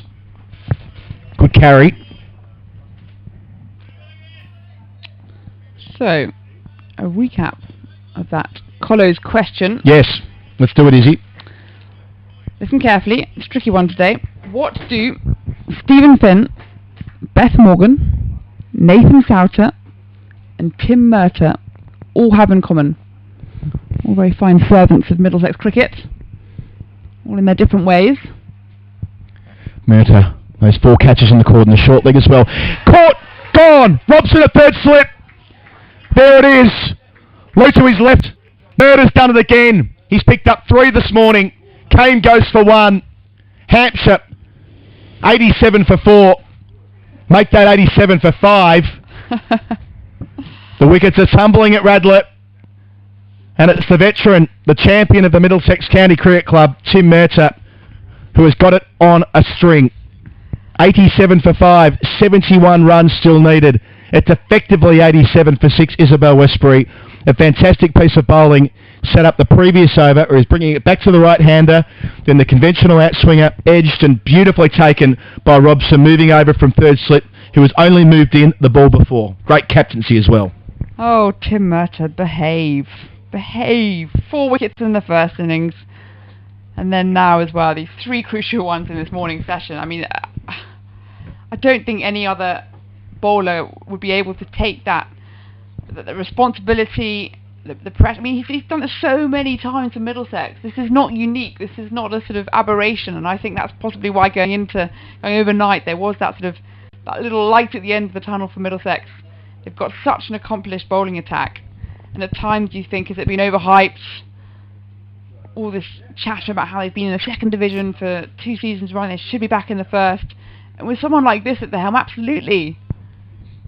This man is, a genius of county cricket. He really, really is. And he'll get 1 delivery to try and put some pressure on again He's just been fantastic this morning. What a spell this is. 3 wickets, all taken in the cordon. And Robson, who's been excellent in there throughout the game, has taken everything that's come his way as the keeper. Lewis McManus comes to the middle. 1 ball to go in the Murta over. Shuffles forward and leaves to Simpson. Well, a wicket and a run from the over. How long can Murta go for in this spell? 3 wickets already in it. Hampshire 87 for 5. In effect 87 for 6. Middlesex need 4 wickets. They have 71 runs to play with. Let us know where you're watching. Middlesex at home is the hashtag. Thanks to Perfect Smile. Where are you watching Middlesex attempt to pull off what would be a wonderful victory in this second round of the Bob Willis Trophy? Tilan Walalawita has the ball in his hand. Weatherly, the opener, he's still there. He's lunging forward, defending. Holden deflects it at silly point, ensures no run is taken. So a slip, a silly point, a short leg, the 3 catches for the 22-year-old spinner. Weatherly, been there for 110 balls, seen 5 wickets fall from the other end. How will he take this on? Will he put the foot down? Will he take some responsibility in transferring the pressure back onto the Middlesex attack? Pushing the previous ball to mid-wicket, no run. Walalawita, the 3 catching men in close. Round the wicket. Slower, flighted, left. No concerns for Weatherly. Hasn't faced a lot of balls this morning either, the opener. He's been effective in getting down the other end, which, sure, it ticks the board over, but it has meant that the newer men to the crease have had to face the brunt of Murta. And Walalawita here has turned round the corner for the easiest of singles down to long leg. He moves to 33, 88 for 5, 70 needed. Walalawita will get a couple of deliveries here at the new man McManus. He faced 1 ball in the previous over from Murta. McManus in the first innings made 16 before he edged a Tim Murta delivery to Sam Robson, who of course took a marvellous chance in Murta's previous over. Walalawita, set for leg before wicket. It's turned down. They liked it behind, especially the keeper Simpson. It was a sweep and a miss, but the umpire was unmoved. This is the tension they were looking for. Their spinner's right in the game. Last ball of this over, sweeping again and missing outside the off stump. Simpson gloving it well. He's sharp back there, whipping the bails off. End of the Walalawita over. 1 run from it. 88 for 5. The score, so 70. It's what's left. Adam Collins, Isabel Westbury with you here, mentioning before, if you're at home, where are you watching? It's tense, it's tight. It's the tight one here. Just having a look at the other matches, and just, you think, well, Middlesex sort of edging ahead in this one. Surrey are now 2 down against Essex. They still need 295 runs. So you just thought that Essex were going to go to victory there, and that's actually where you think that if Middlesex managed to climb in out of this one, where actually their bonus points are very important, having got 252 in their first innings with the bats. Murta, 3 slips to Weatherly. He bowls and defends into the offside, no run. That gave them 2 batting points, and then they picked up the 3 bowling points for getting Hampshire all out. Slightly revised system to the normal county championship point system. I think you'd have got 4 points, I think, as a bowling side previously if you'd bowled a side all out in the first 120. So they picked up 5 bonus points. They're top of the table coming into this round with 22 points. They're now on 27 owing to the batting and bowling points they've got. Murta, 14 wickets to his name this season. He's on the approach and bowls to Weatherly, who plays unconvincingly around his front pad. There's a shout for leg before, but it's a most ambitious request, striking him well outside the line of off stump, but the pressure builds yet further. So 14 in the season for Murta and Harmer, according to Stat Dan on Twitter. Thanks for that information. Leading the Bob Willis Trophy if you nudge ahead here with 15 in this long spell, what it would mean. Just one more. I'm sure Eskenazi will be saying to him, just give me one more over. Get me one more wicket. 3 slips. Murtagh to Weatherly, steering nicely off the back foot, controlled down towards Southwark in front of us here at deep backward point for a single. So currently Essex are 1 point behind Middlesex on 26, owing to their bonus points they've already accrued. So if either team win, it'll be another 16 points. So it really does all count, all these little things. 252 for Middlesex as opposed to 249. Yeah, in a smaller sample size, just 5 games and only 2 teams advancing to the final at Lords. It all matters, but the biggest points on all are the ones for the win. Yeah. Pushing through the onside nicely is McManus. That's a full toss. Doesn't actually make the most of it, really. I'm happy with a couple. So the runs to win ticks down by a couple. So McManus is 2. Hampshire at 91 for 5, 67 to win. If Middlesex were to win this, it'd add 16 to that tally and go to 43. And bearing in mind that Somerset currently top the central group table with 40 points. Right.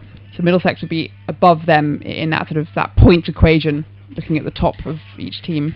Everything to play for Middlesex.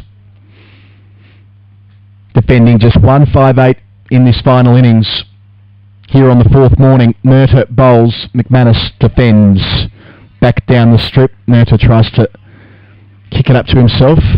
A bit of keepy-uppy, but can't quite get it into his hand. 1 ball to come in this over. Indeed, quite possibly this spell. He's been going since we started this morning. Another warm day. 3 wickets to his name, all coming since the clock struck 11. He's been bowling for exactly an hour. Ball slips. Last ball of the over to McManus. Past the man at short leg. Holden races around and collects it. Ensures they'll only get one. It keeps the keeper McManus on strike for the next over. So Hampshire now 92 for 5. They need 66 runs to win. Weatherly is 34. McManus is 3. He'll be on strike. It's really 92 for 6, Isabel. It just gets closer and closer. This is a phrase that I didn't think I'd be uttering, but Derbyshire are currently country leaders. After their win yesterday over Leicestershire, 9-wicket win, they've got 44 points at the top of the North Group table. Back-to-back wins. I tell you what, it's that opportunity, second division sides.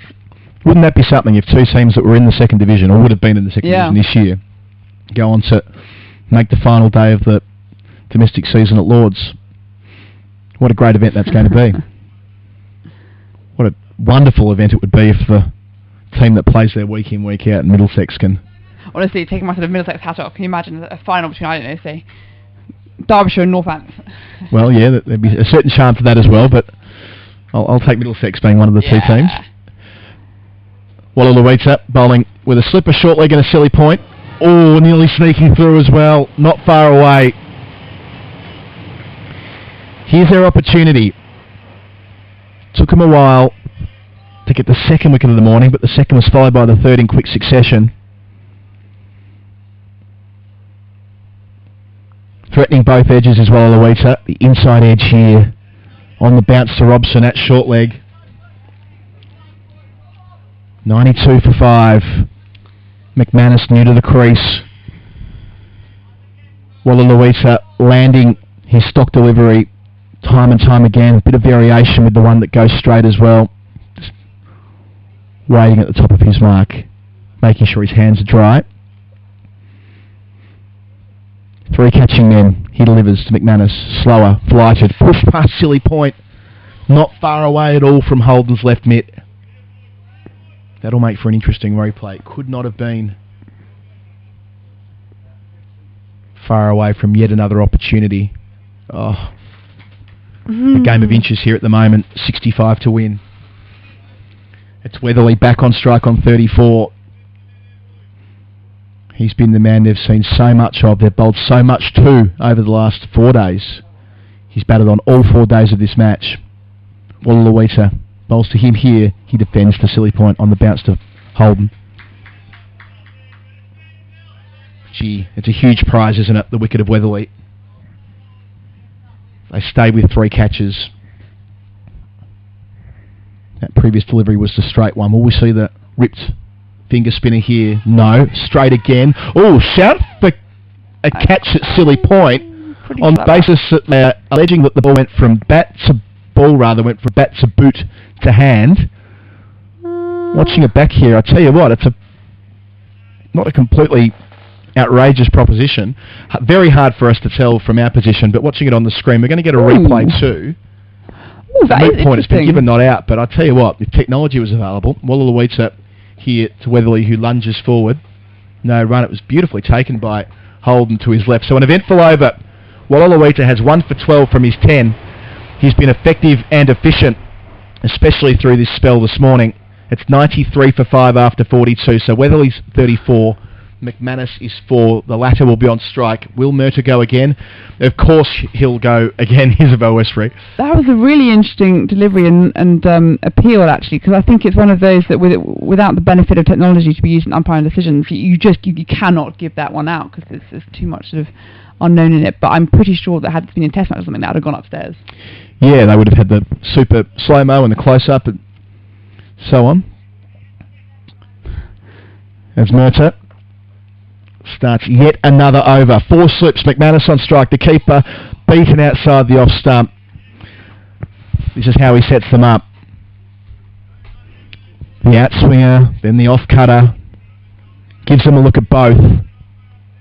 That's the first. That's like a long way too. Considering the ball's 42 overs old. It's the 9th over of the spell. What a bowler. What stamina. Turned 39 last week, Murtagh. Dependable, to say the least. My goodness. Those 4 slips and the short leg on the approach to McManus. Murtagh bowls, he defends out to mid-off. So that's the one that angles back towards the right-hander. So we've seen both offerings so far. This is how he sets them up. This is how he goes to work, Murtagh. Catches behind the wicket. Eskenazi, Souter, Robson, Anderson, the 4 slips. Gubbins out there at point. Holden at short leg. Murtagh, pavilion end, bowls. Past short leg goes McManus. Nicely played, nicely timed. Holden has to do the chasing under the lid. They get a couple. So 63 to win. The score's 95 for 5. McManus is 6, effectively 95 for 6, as we keep saying, because Liam Dawson won't be batting. Ryan Stevenson will be batting. There's a nasty cut on his leg, which was dealt with at A&E yesterday afternoon. She picked up when fielding. But the good news from a Hampshire perspective, at least, is that he'll bat if needed at number 11. Murtagh, halfway through the 10th over of this spell. He bowls, McManus defends. Big call here for Eskenazi to make, isn't it? Who does he throw the ball to at the pavilion end? Does he go to Harris? The ever reliable. Certainly as far as this game's concerned, he's been right on the money, along with Murtagh, the man who, whenever he's had ball in hand, has delivered, given nothing away. Or Souter, who's a very accurate wrist spinner. Bowled with serious dip last night. Murtagh to McManus, shuffles forward in the crease before defending. More good batting from the wicketkeeper batsman. Been around for a while, made a first class 100, half a dozen 50s. He played for the England under-19s. He's been around long enough to know how to get through a tough passage of play, Lewis McManus. As I'm still getting responses on social media about the fact that 32 degrees is not hot, here is a man that doesn't care what heat it is. He'll carry on bowling regardless.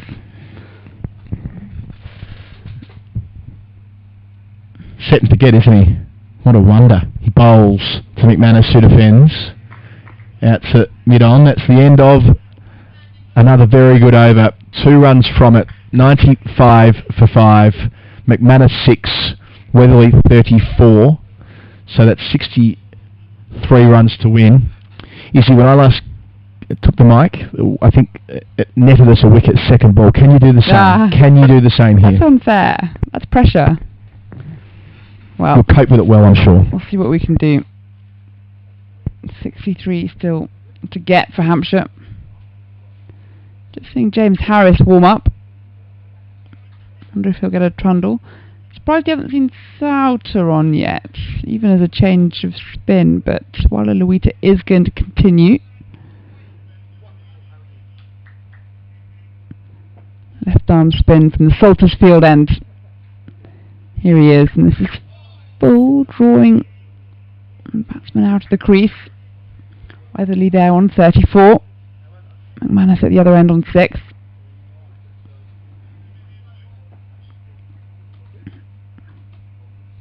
Waluita again draws out of his run up. Just get that right. Just calm things down a little bit. No need to rattle through them. All the time in the world for Middlesex. All the time in the world really for Hampshire as well. Interesting day here. This is forward and left alone. Big stride. Not too far outside that off stump. You wonder sometimes whether the sound effects from the Middlesex fielders are more for effect than actual judgment, but it all helps, all encourages the bowler, unsettles the batter, that's the point. Many men round the bat, and this is a thick inside edge down to fine leg, Souter there, running in from the boundary. Another single to Hampshire, 62 left to win.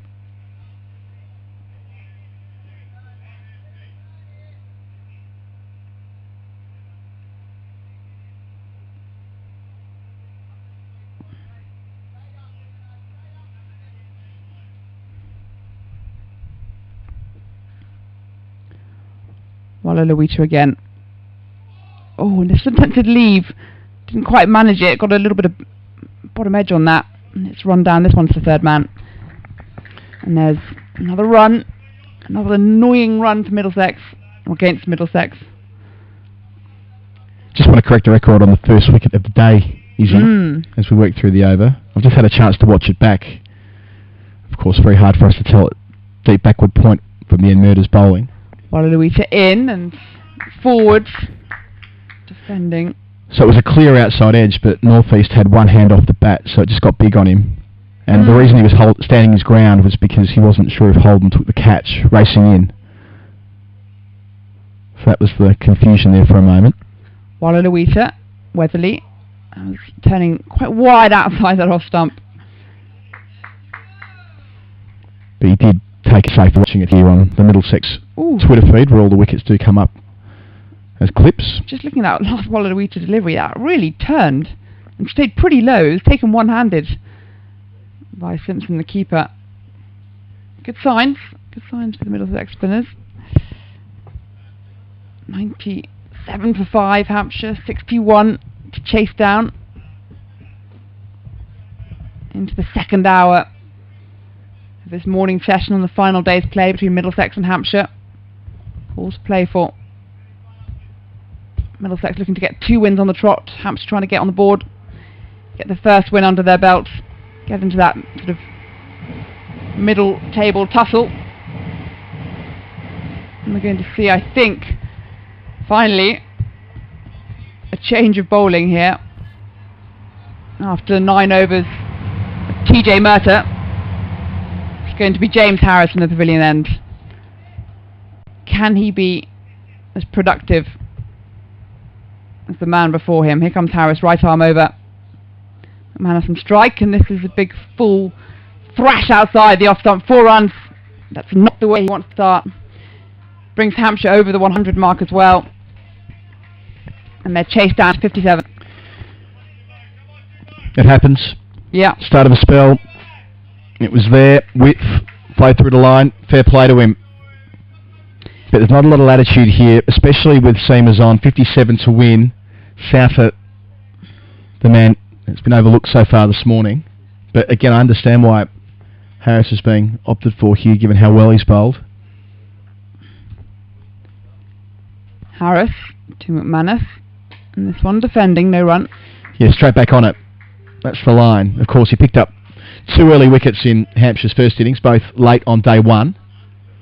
The opener Felix Organ and the night watchman Keith Barker. We're yet to see Barker today. He uprooted his middle stump, sent it flying not long before the close.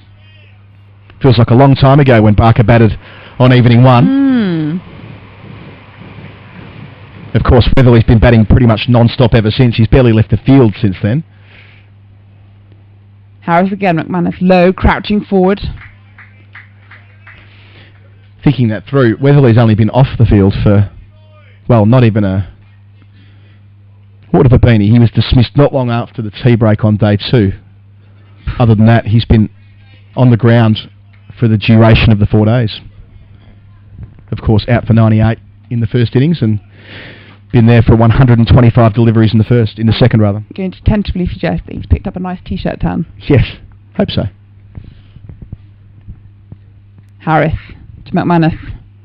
Leaves this one, sails past the off stump.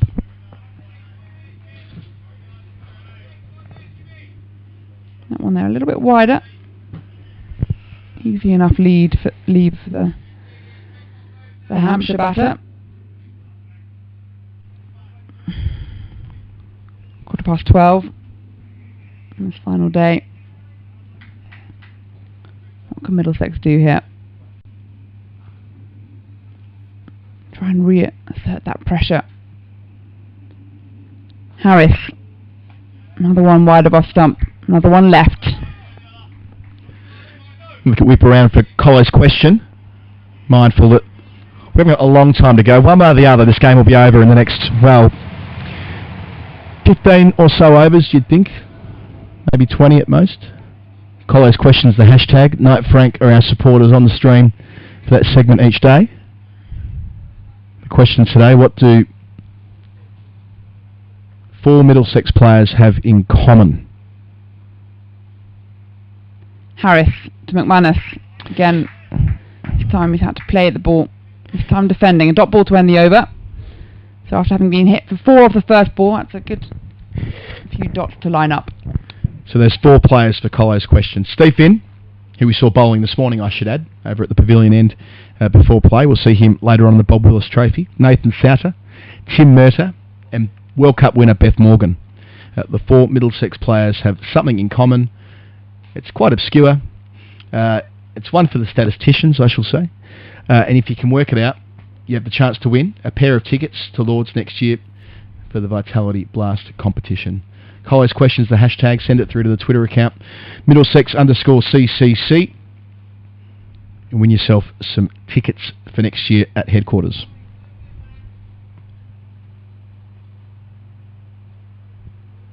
Yep, that's the only thing missing really from this game. Is, I'm sure, would have been a full house here at Radlett.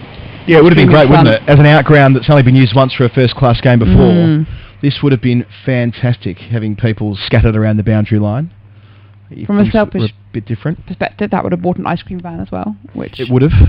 Always partial to on a day like today. Some second-hand wisdoms, maybe. We've been able to put some old almanac copies. I was collecting almanacs during the lockdown period. Oh, of course you were. I'm trying to get each year of my life, and thought that just a worthwhile little project. When that's a lot of wisdoms, Adam. Not that many. Only about 5 or 6 more than you. All right.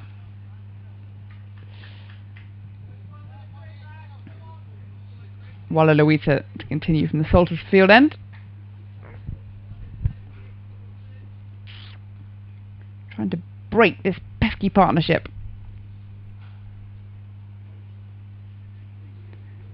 .57 to get for Hampshire. Partnership now at 14. Is that annoying territory? Yeah, I think it is. It enabled them to see Murder off. McManus on strike, and this is drawing him out, lunging forward, no run. Well, Louise has done everything right this morning in terms of where he's been landing the ball, his variation, his pace. Just one wicket here could really get him going. Fuller got his bat down just before his pad in front of it there. Weatherly on 35. McManus at the other end on 11. Weatherly forward, little trigger movement, and picked up nicely at short extra cover. Max holding under the lid on the bounce.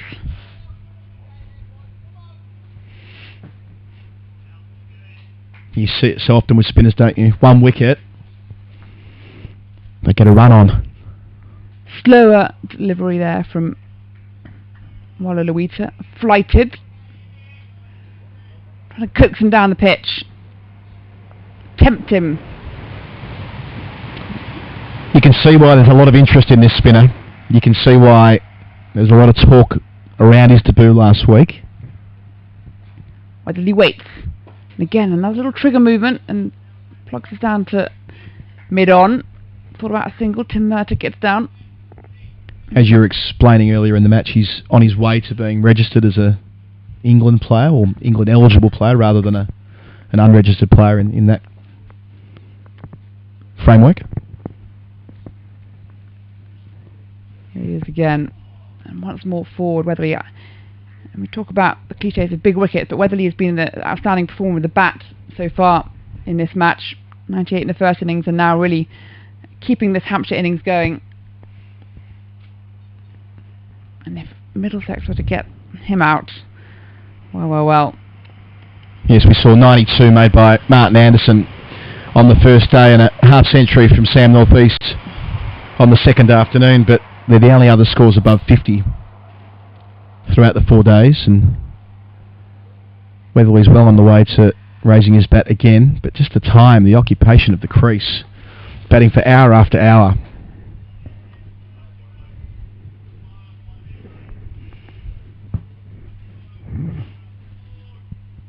The focus turns to Eskenazi as well here, doesn't it? Which lever does he pull?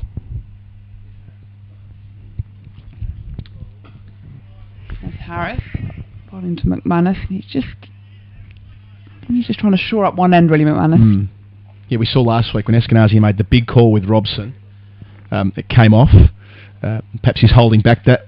If they can take a couple more and they get into the more inexperienced batsmen, or the bowlers really, maybe that's when he tries it on with Robson, possibly, or Souter for that matter. Souter, obviously the more accomplished and accurate of the two wrist spinners at his disposal. Harris again, and this one is driven nicely into the covers by McManus. Oh, there's a misfield there, and mid-off, just sliding to his right there, Martin Anderson. And just let the ball slide underneath him. They're all important runs for Hampshire. There's that total now. The chase they have is 55 more runs to get. 5 wickets in hand, or probably 4. Yeah, 4, possibly 3, I suppose. I mean, the Ryan Stevenson, we haven't heard formally that he'll bat. We've just heard informally that he probably will, but they need 4 wickets, that's for sure. Harris into Weatherly. Leaves this outside off stump. Because of that spell from Murtagh earlier, they will be in this game, Middlesex, all the way down to single digits, really. There's nothing easy about adding 30 or 40 with 2 or 3 wickets left. I mean, how often do you see it? A lot of experienced heads around the field here for Middlesex as well. A lot of first-class caps between them, a lot of wickets.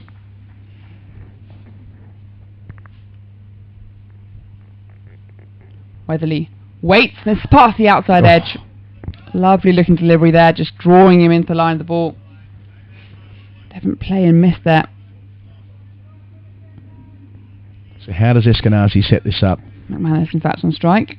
We've got 37 minutes until the lunch break, which I suppose in theory could be extended if we see 2 more wickets fall or a few more runs. How does that work then? Because normally you have to sort of say it's 9 wickets down and you go into the lunch break, but now that... It's discretion now, isn't it, for the umpires? Yeah. They're sort of... it's more a judgment call than a hard and fast rule. McManus taps his bat and waits, and this is just lofted slightly into the offside. Picked up there by Gubbins. I suspect, though, from Middlesex's perspective, that they may not mind going off because of the heat. It's been a long 4 days. Tough conditions to field in. Even if they do get another wicket or two here in the next half an hour and say 30 runs left to pick a figure at random, then maybe that would be enough to see the umpires push through, but they might want to get off and just cool their jets and recuperate, precisely. Harris into McManus. This one he does drive only so far as mid-off. Anderson there gets his body in front of the ball. And a dot ball to end, so Hampshire 103 for 5, 55 left to get. It's an interesting one, isn't it? Because you think we've got, another 35 or so minutes until lunch. So Hampshire will, if they don't lose wickets, are going to get at least, 20 runs for that period, minimum, really. So going into lunch, yes, you want the break, but then you've got those margins of error, a very small number of runs, few number of runs to play with. But then you are revitalised, recharged, watered, cooled down, etc. Would you'd probably hand Tim Murr to the ball, wouldn't you? Well, yeah, you would in that situation. If just half an hour in the, maybe not the ice bath, but... Wallaluita in. This is pitched on leg, and this is turned onto the onside. Out to deep fine leg. Gets a single. I believe they're out of fashion again, ice baths. They were certainly all the rage for a while there, but I don't think they're using them as often as they used to. Ice baths, primarily, I guess, it's just to stop the lactic acid kind of thing and building up. But really here, it's just wanting to have something cool to get you out of the hot sun. Wallaluita into McManus full and little dance down the track there from... That's what he wants. It does... It both brings Silly Point into play, I suppose, but also in that he's playing in that direction, but also dancing past him, so it would have taken something special. It's a good batting, all told. Here he comes again. This time pitching on the onside. He's bowled him. Pitched on, and McManus cannot get his bat down. What a wicket! The young Middlesex spinner has dismissed the Hampshire batter for 13, and it means that Hampshire now 104 for 6, still 54 runs to get. They've got definitely 2 wickets to play with, possibly 3. But Middlesex now, we're talking about that last half hour before lunch, just about to approach it. What a wicket for the young spinner. And what a wicket for Middlesex, Adam. Just sneaking through, hitting the top of leg stump. We've said it time and again that he's been threatening all morning to slip one through past the inside edge. And well, McManus, after doing so much right, falling for 13. Middlesex need 3 wickets to win. Hampshire 54 runs. We have the close one here. 104 for 6, effectively 104 for 7. And Wallaluita talked a big game last night about how much the pitch could turn based on his experience here at Radlett last season in the second 11. What he was experiencing last night at the bowling crease from the Salters Field end. But he's threatening both edges. He's in the book for a second time. He has a wicket last night, a wicket in this long spell. He's not giving away many runs. He could yet be the match winner for the hosts who are in now. Well, they're in a good position. Not a great position. Of course, 54 to win, that could happen in a hurry with this quick outfield. And of course, Weatherly's still there. He's been there throughout. He's 36. But the door is very much open for Middlesex. Can Wallaluita charge them through it in the half an hour before lunch? Well, new batter to the crease. James Fuller, former Middlesex man. Here comes Wallaluita. He watches that past the off stump. I don't think that was far away. The reaction of the slip. Really good bowling from the young Middlesex spinner. Now he's taking his time. Look at him, just adjusting his trousers. He wants to let Fuller know who's in charge here. Fuller waits. This is full and gets his bat down. Turns it into the onside. Sam Robson there under the lid at City mid wicket. Short square, more like. Cap tucked into his trousers. Wallaluita into Fuller. And this one he leaves, turning away from the right-handed batter. That'll end the over. A successful one as far as Middlesex are concerned. Got the wicket of Lewis McManus. Hampshire now 6 down.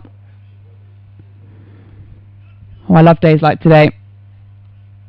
This match really has sort of gone one way than the other.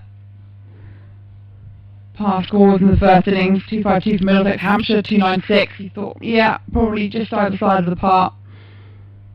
Middlesex bowled out for 201 in their second innings. Hampshire losing both Liam Dawson and Ryan Stevenson from the bowling attack, certainly to injury. And the part-time off-spin. Felix Organ was brought into the fray. Bowled very well indeed. Picked up 4 wickets in the end, giving hope though to the Hampshire spinners. Here comes Harris. This is defended by the in batter, Joe Weatherly there. In from the beginning. Watch 6 wickets fall around him. I wonder if they'll get Souter on soon, having seen that encouragement from Wallalawita. Just wonder, or do they think that 2 spinners at each end is too much? This is defended. Yeah, what an opportunity over the next 30 minutes. This may very well be where this game is won and lost. If Hampshire can calm things down, if Weatherly can still be there, of course Fuller, plenty of experience. No mug, of course. The runs will tick over, that's inevitable. Harris, and this is past the outside edge of Weatherly, through to the keeper. Those are the areas drawing him into the shot. And when those runs come, that can't concern Eskenazi either. He has to just keep his cool. It's quick out there. Using a seamer from the pavilion end, there'll be edges, there'll be singles, the field is spread, there's a long leg, a third man, a deep backward square, and that's fine. As long as they have the catches in place and take the chances when they come, especially when the new men are on strike. Weatherly down the track, and there's an appeal from behind for, I think, LBW. Matters not, because it absolutely wasn't out.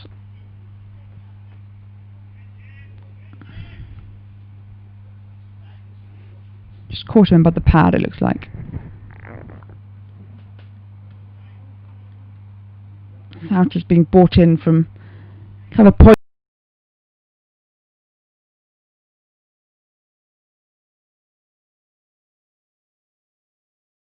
Building. It's a nice looking shot, just pushed it into the offside. We've seen that all day, all match really from Weatherly. Composure at the crease, he moves to 40. Yeah, what a fine innings it's been. What a fine contribution across the match from Weatherly. Into the 40s. Of course, 98 the first time around. And even 50 to win.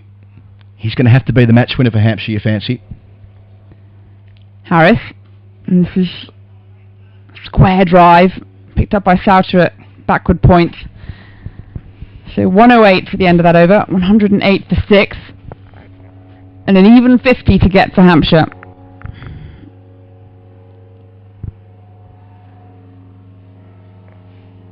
Intriguing half hour of play now. Wallalawita sidles up to his bowling mark. Cool as a cucumber he is. Look at him go. Very happy to be taking that ball. Absolutely. And we should expect another twist or two. That's been the rhythm of this match across flags. The teams have exchanged blows beautifully. Wallalawita in. And there's a field score behind, the finger goes up! Must be a feather and outside edge. And it's James Fuller, who only moments ago walked to the crease. He's gone for a duck, and Wallalawita has his second. And Middlesex now have Hampshire 7 wickets down. My goodness me, how the tables have turned. 2 wickets to win. We saw Wallalawita pick up a wicket in the previous over from the one that went straight on with the arm. That's into the rough and turning big, finding the outside edge, tempting Fuller to come forward, doing the business. It's been an outstanding spell from the young man. You can see why a lot of people around English cricket have big raps around this fella. 3 wickets, defending just 158, still 50 to win. Middlesex need 2 to claim full points. 9 out, all out, with Dawson unable to bat with his Achilles injury. And Ryan Stevenson, who we'll see at number 11, who was in A&E yesterday with that gash to his leg. Middlesex have the chance to wrap this up in a hurry. And now into the tail. Keith Barker walking out. So, having been the night watchman on day one, I think he's walking on a pair actually, is he? Not that it matters too much for his individual perspective at this stage, but no, he made 6 in the first innings rather before Harris bowled him. But all the same, it'll only be the experienced Keith Barker followed by the inexperienced Ryan Stevenson. Those 2 wickets and it's game over. So a second of the session for Wallaluita, the third of this innings. Dawson alongside Tim Murtagh.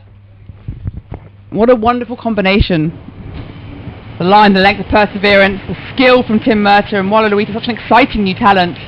He's been wanting to bowl pretty much every single over throughout the Middlesex fielding innings. Yeah, and he just wasn't given those opportunities the first time around, but gee, he's made it count here. And it's been a long spell this morning. 13.1 overs, 3 for 15, economical, efficient, effective. What more can you ask for? Hitting that rough time and time again. 2 wickets to win. And as I understand it, that cut to Stevenson's leg yesterday was pretty serious. Well, I also They've had to do a lot of work on that leg to get him back to the field. So when he does come out to bat, I mean, he won't be at his best. The other thing as well is that you just think from a Hampshire perspective, if Barker gets out pretty quickly here and there's still sort of high 40s left to get, will they even send Stevenson out, sort of feeling that maybe it's futile and not wanting to exacerbate that injury? Here comes Wallaluita's left arm over the wicket, and there's an attempted reverse a sweep there from Barker, and I don't think he knew where the ball was, or anybody else did for that matter, and tried to catch it, but sort of just sat there underneath his bat. How about that reverse first ball? Audacious, if nothing else. Here comes Wallaluita again. And another attempted reverse sweep, and this time he's got it. I say attempt, that's just a reverse sweep. He's connected well, and I think we know the approach that Barker's going to take to this run chase. 4 runs. Got to love modern cricket. Wicket first ball, reverse sweep after that, with now 46 runs to win. In a tense, absorbing Bob Willis trophy fixture. You wouldn't have... I mean, that's white ball cricket influencing red ball cricket, isn't it? But perfectly executed. So Barker was bowled by Harris for 6 in the first inning. So Harris continuing in the moment. The timing's been brilliant. So I'd imagine he'd stay there and just try and get that accuracy that we'd seen before in Harris's first innings spell.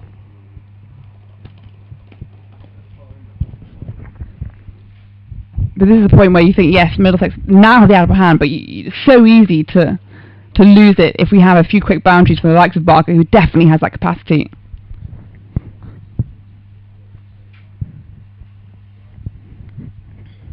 Lots of advice coming from around the field. Middlesex are going to do this collectively. I've got one more thing to throw up for consideration here, Isabel. Of course, we're talking about Hampshire getting the runs, or Middlesex getting the wickets, as we have a brief delay as they look for this ball. There have been 66 ties in first-class cricket across a very long period of time. The first of them was in 1783 between Hampshire and Kent. The most recent was between Lancashire and Somerset just a couple of years ago, when Don Bess famously went dancing and got himself stumped. Could this be 67?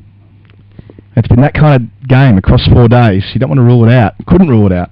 Of course, 2 of those 66 were test matches in 1960 and 1986 between Australia and the West Indies and Australia and India, but the other 64 have been at different forms of first-class cricket, domestic level. Just to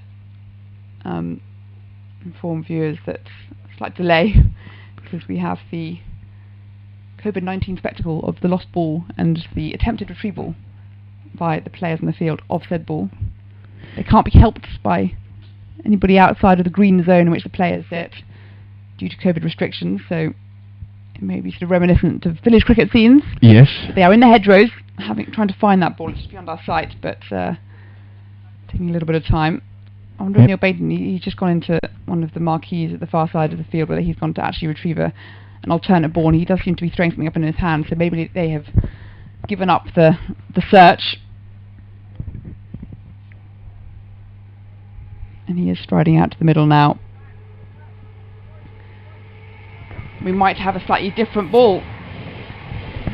Yeah. Well, although Murphy's not really happy with that. I think he's decided that they like the old ball, and he's instructed a few other fielders to go and help with the search. This is quite interesting, actually, looking at the tactics. I think if they obviously had been enjoying bowling with that ball, I mean, 3 from Murtagh, 2 from Waluita in this session, it felt nicely in the hand. They won't want to get one that's a bit cold, a bit unfamiliar, perhaps, especially if it's gripping and turning from the perspective of the Middlesex spinner. And this is definitely a sort of COVID-induced quirk of the game. Yeah, and you think that a bit of time out of the game might just help Hampshire here as well, losing those 2 wickets in quick succession. Of course, they lost a wicket just 2 balls ago. 112 for 7.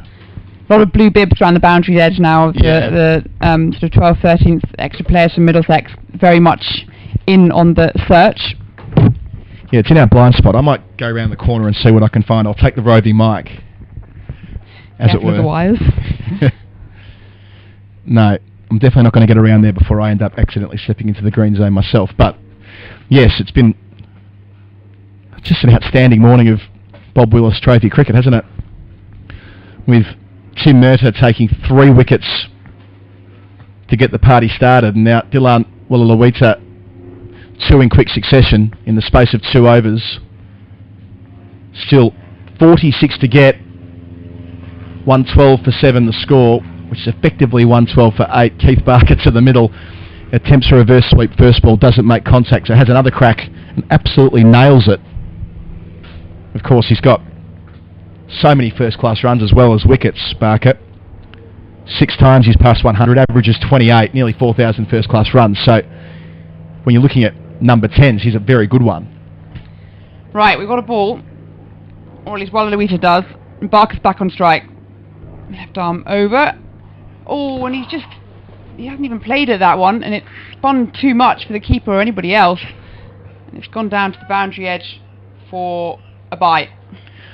Well, he went for the reverse again, and he actually did that quite well. He leant down to reverse sweep and saw the ball was a fraction full, let it go, and by that stage it was very close to Simpson's gloves. I don't know whether that was strategic or otherwise, but Barker's got a plan and he's sticking to it.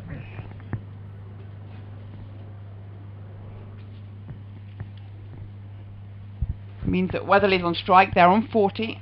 45 runs to get. Waluita around the wicket. And there's a shout of catch as he turns that onto the onside, down to fine leg for a single. Always skirting along the ground there. Barker back on strike. 44 left to get for Hampshire. So 1 ball to go in this marathon over. If Barker can just play it out and leave Weatherly to be on strike next over, and that's surely the player. Will he go the reverse again for a 4th time? Barker waits, and he's back in the crease, thrives through to the keeper, misses everything. So a dot ball to end that eventful over. 114 for 7. Hampshire requiring 44. 2 wickets in hand.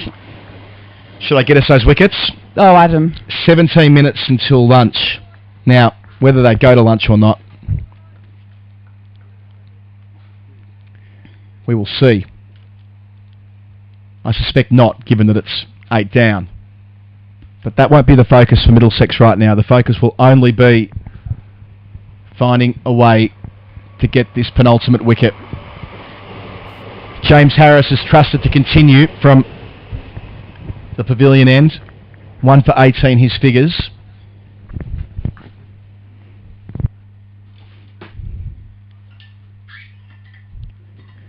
He'll be bowling here at Weatherly, who's been there throughout.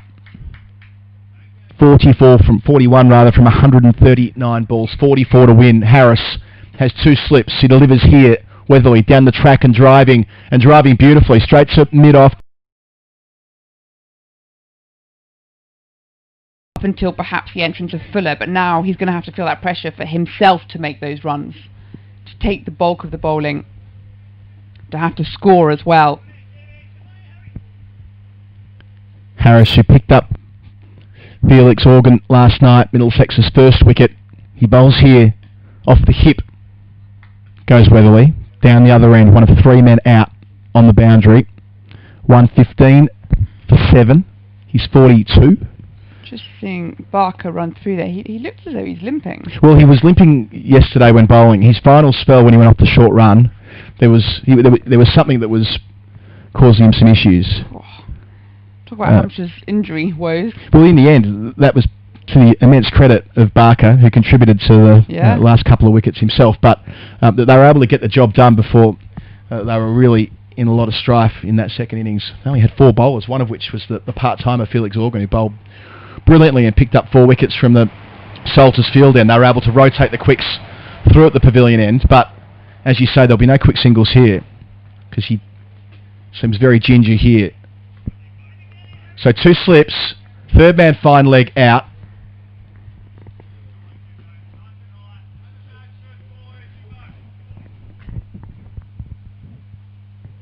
Souters there at backward point. Plenty of encouragement coming from his corner of the field. 43 runs to win.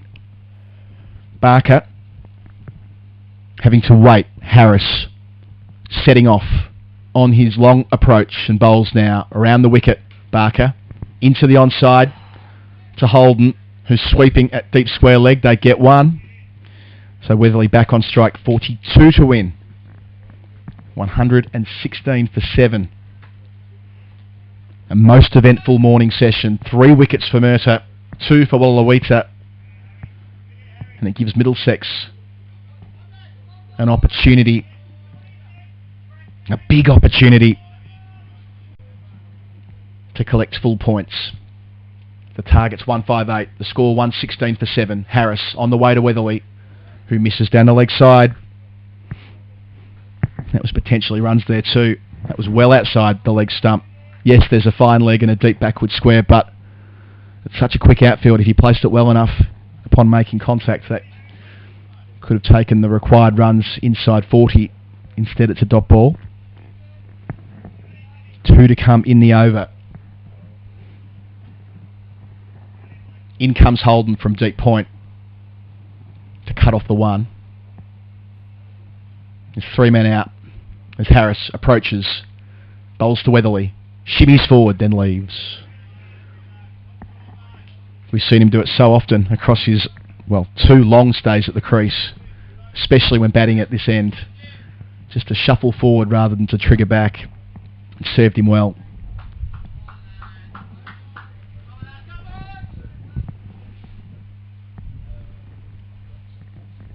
One ball to come in the Harris over. Middlesex with 2 wickets to get. Dawson won't be batting. Harris to Weatherly. He considers pulling the short ball, thinks better of it, lets it sail through. That was sharp and did a trick, because that means that Barker will be on strike for the start of the next over. Wallalawita making his way again to the bowling crease from in front of us here.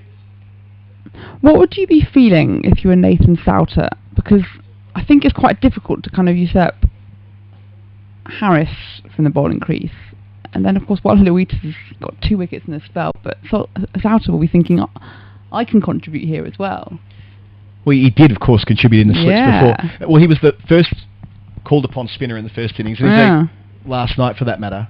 And he did well last night. I think it's the balancing. Murtagh bowled so well, and they've opted for a seamer for the majority of the match from that end. Wallalawita is going to go over the wicket to Barker, who clips out towards deep mid-wicket. There's an easy single there, and he's limping it through. He really is limping. So we talk about the injuries in the Hampshire 11. Dawson out with an Achilles, won't bat.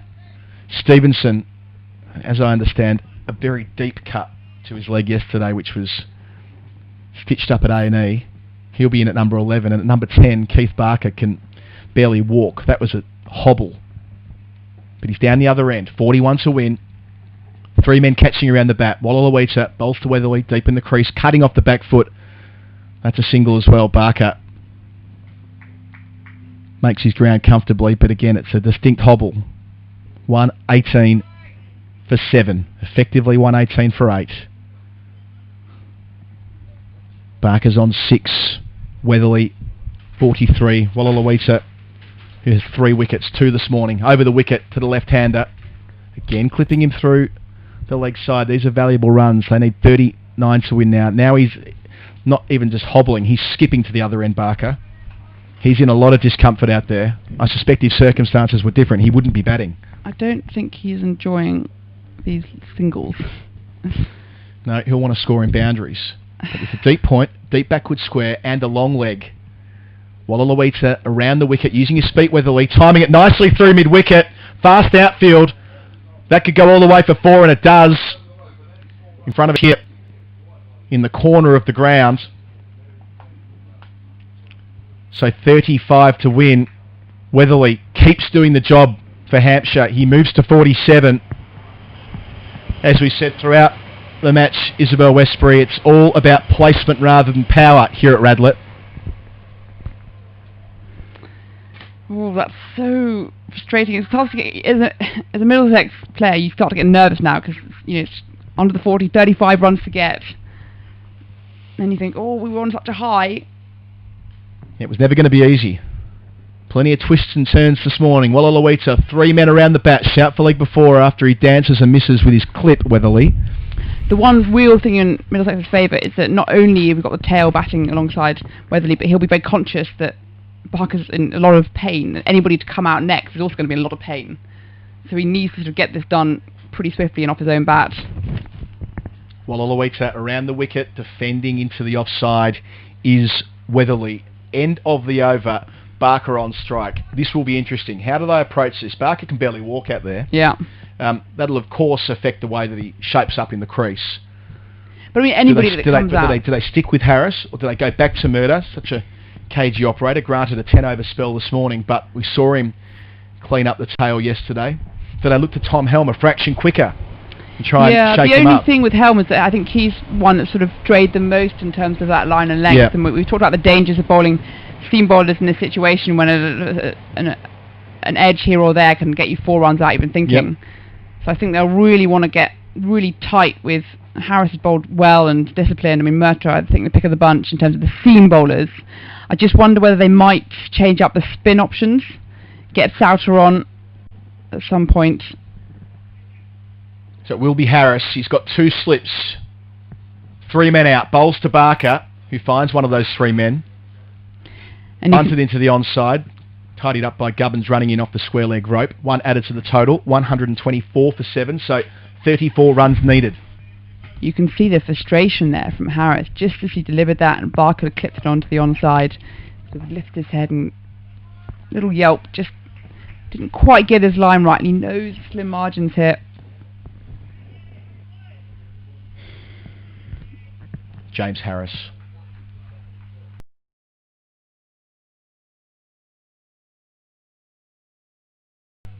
But interestingly, they've still got 3rd man finally deep backward square, so they're still very free to turn the strike over. Indeed, beat as well, so 4 sweepers in operation.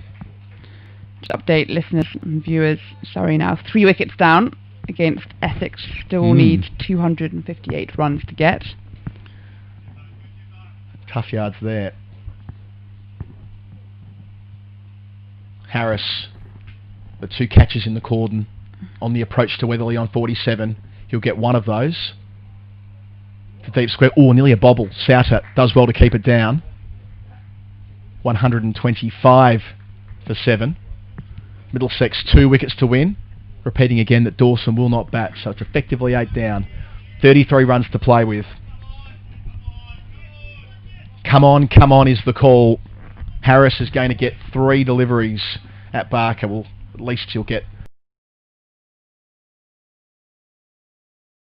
squarey bowls here. Nice drive from Barker, beats mid on. It scampers away to the rope.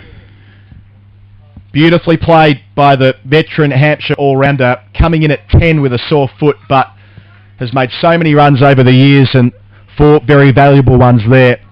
29 now to win. He's on 1 foot, but he's already on 12, and Hampshire a 1-2-9 for 7. Beautifully played.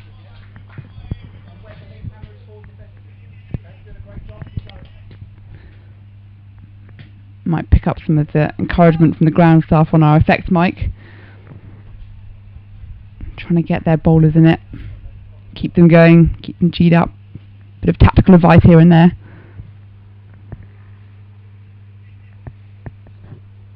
Couple of balls to go. Now around the wicket to Barker, changing the angle, delivers here, short ball, well bowled. Accurate.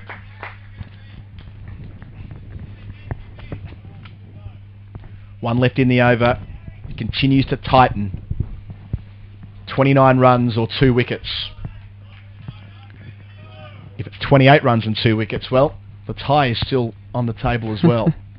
Wouldn't that be something? One of my favourite bits of the World Cup final was when, I think it was, Mike Atherton was on comms and he was informed that the tie was possible at sort of 20 overs to go, and he laughed at it. Here's Harris around the wicket. Last ball of the over to Barker. Outside edge down to third man. They take the single to Anderson. So Barker will be on strike for that next over. That's through about 4th slip. They'll get 1 over in before lunch, possibly 2 if they push it. Maybe they'll be asked to go for an extra half an hour. We will see. Barker 13. Weatherly 48 from 150 deliveries. 130 for 7 is the score. So 28 needed for Hampshire. Yeah, interesting one from the umpires here, because from Middlesex perspective, you kind of want to go off for lunch, don't you? You want to refresh. You want to really get into the groove. I think that's how I'd feel. I think both sides will probably feel that way now. Because It's sometimes when you get to that extra half an hour, one seems surging to the finish line, but it's so close here that I don't think Keith Barker will mind half an hour with his foot up. And the Middlesex bowlers, half an hour, 40 minutes to recuperate. Get Tim Murtagh ready to finish it off, possibly. We'll see. They're not racing through, so this will be the final over before lunch. Tilan Walalawita has the ball in his hand. Eskenazi at slip. Robson at short leg. He bowls over the wicket to Barker, who lunges forward and clips nicely out to the sweeper, Souter, at deep mid-wicket. 27 to win for Hampshire. 1-3-1 for 7. Can they get a wicket to go to lunch? It might make all the difference. If they do, it's just Ryan Stevenson to come, who injured himself quite seriously yesterday with a cut to the leg. Short leg, silly point, and a slip. Around the wicket, bowls to Weatherly on the back foot. Souter caught behind. Not out. See, off the back foot there. That skipped through. Actually beat him on the inside edge, watching our replay screen back, so that's the one that goes straight through, not that far away from the off stump. Draw his front pad out was the instruction to Walalawita. Yes, test his defence, they said, didn't they? Will he do so here? He does, but he drives into the man at silly point. Looks like from here, or what's that one back? Yes, it was. Max Holden turned around and it ricocheted off his boot. No run. I just wondered whether that was going to fling up into the air and get caught, but no luck. 3 balls until lunch. Out comes the silly point. So we have a short leg in Robson, the slip Eskenazi. Holden's at mid-wicket. Men out at deep backward square and long leg. Walalawita bowls to Weatherly, who defends into the onside on the bounce to Robson at short leg under the lid. 2 balls to go before they go off for lunch. 1-3-1 for 7. Walalawita delivers on the front foot. Weatherly drives to mid-off. They consider a single. He's sent back by Barker, rightly so, given that Barker can't run. That would have been calamitous for Hampshire. No run. See that? Weatherly was off. Yes, he called and straight down, and Barker said, mate, I can't run at the moment. Hold your horses. So last ball before the break. 27 to win. Walalawita to Weatherly on 48. Outside edge, there's a Souter caught behind. Beating the bat with a hard spun delivery to finish. Oh, it wasn't far away. Well taken by Simpson as well. We've got 12:59, so they can race around for an extra over here. Walalawita's got through it quickly enough if they wish to. And it looks like well, the umpires aren't in agreement yet. How are they going to play this? Square leg? No, they're going off for lunch. So for the briefest moment, it looked as though they might squeeze another one in, although there was no real energy around getting another one in. But we will break. 1-3-1 for 7. Effectively 1-3-1 for 8. Middlesex picked up 5 wickets in the first session of this final day at Cobden Hill Radlett Cricket Club. The not-out men are Joe Weatherly, the ever-reliable as far as this game's concerned. 48 not out. He's batted through the innings in excess of 150 balls. And Keith Barker, who came in at the fall of the 7th wicket, he's 14. He's injured, but he's there and he's scoring. 27 runs to win for Hampshire after the break. Isabel Westbury, 2 wickets for Middlesex. It'll give them a chance to recuperate. It'll give Tim Murtagh a chance to fire up. Middlesex can claim these last 2 wickets and bowl Hampshire out before they reach 158. It would be quite the victory. It's like those enthralling TV series that end on a cliffhanger, and you've got to wait for what seems like an age before they'll resume again. And these 40 minutes, that's exactly what it feels like. What a climax we're coming to here. 27 runs left for Hampshire to get. 2 wickets for Middlesex. I can't call it. But hopefully, in about 40 minutes or so, or what might feel like about 2 hours or so, we'll be back online in Vision. And please do join us.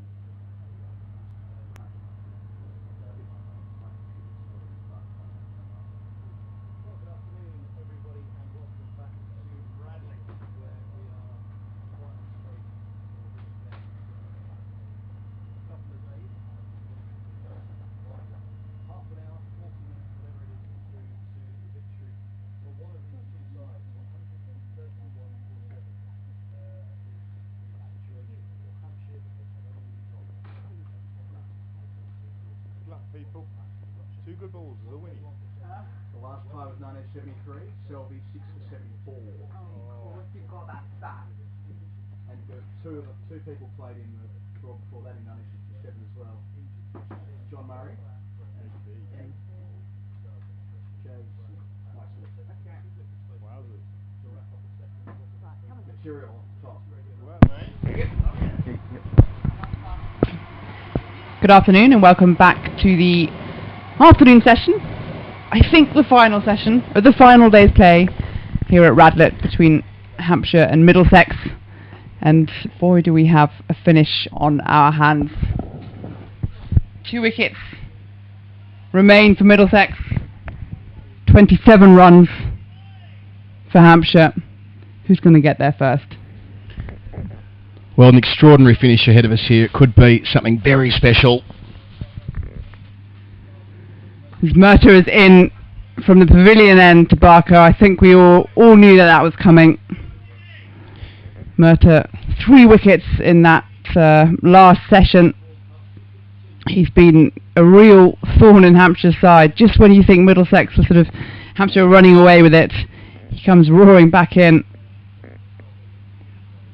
And I wonder, can he do it again in this session? 2 slips in place. Murta, right arm over the wicket to Barker, and he flicks this onto the onside. Really good diving stop there from Anderson, just to stop a run. Everyone counts. I'm sorry, I'm using a cliche, but 27 runs. You can count them down. I've been doing some homework at the lunch break, Izzy.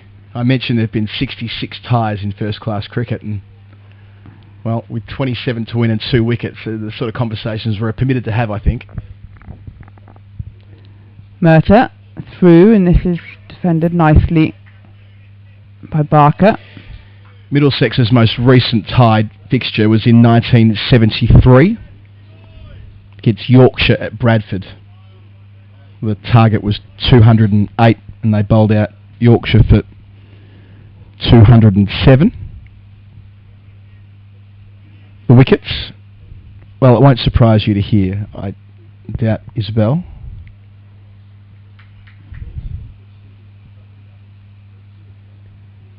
Here's Murta again, and this is just poked away into the offside this time by Barker. Doesn't look particularly confident in that shot.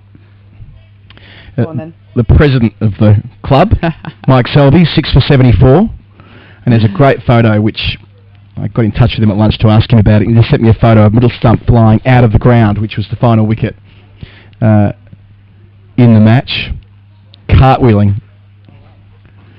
And Fred Titmus took the other 4, so they took the 10 between them at Bradford in 1973. So Selby 6 for.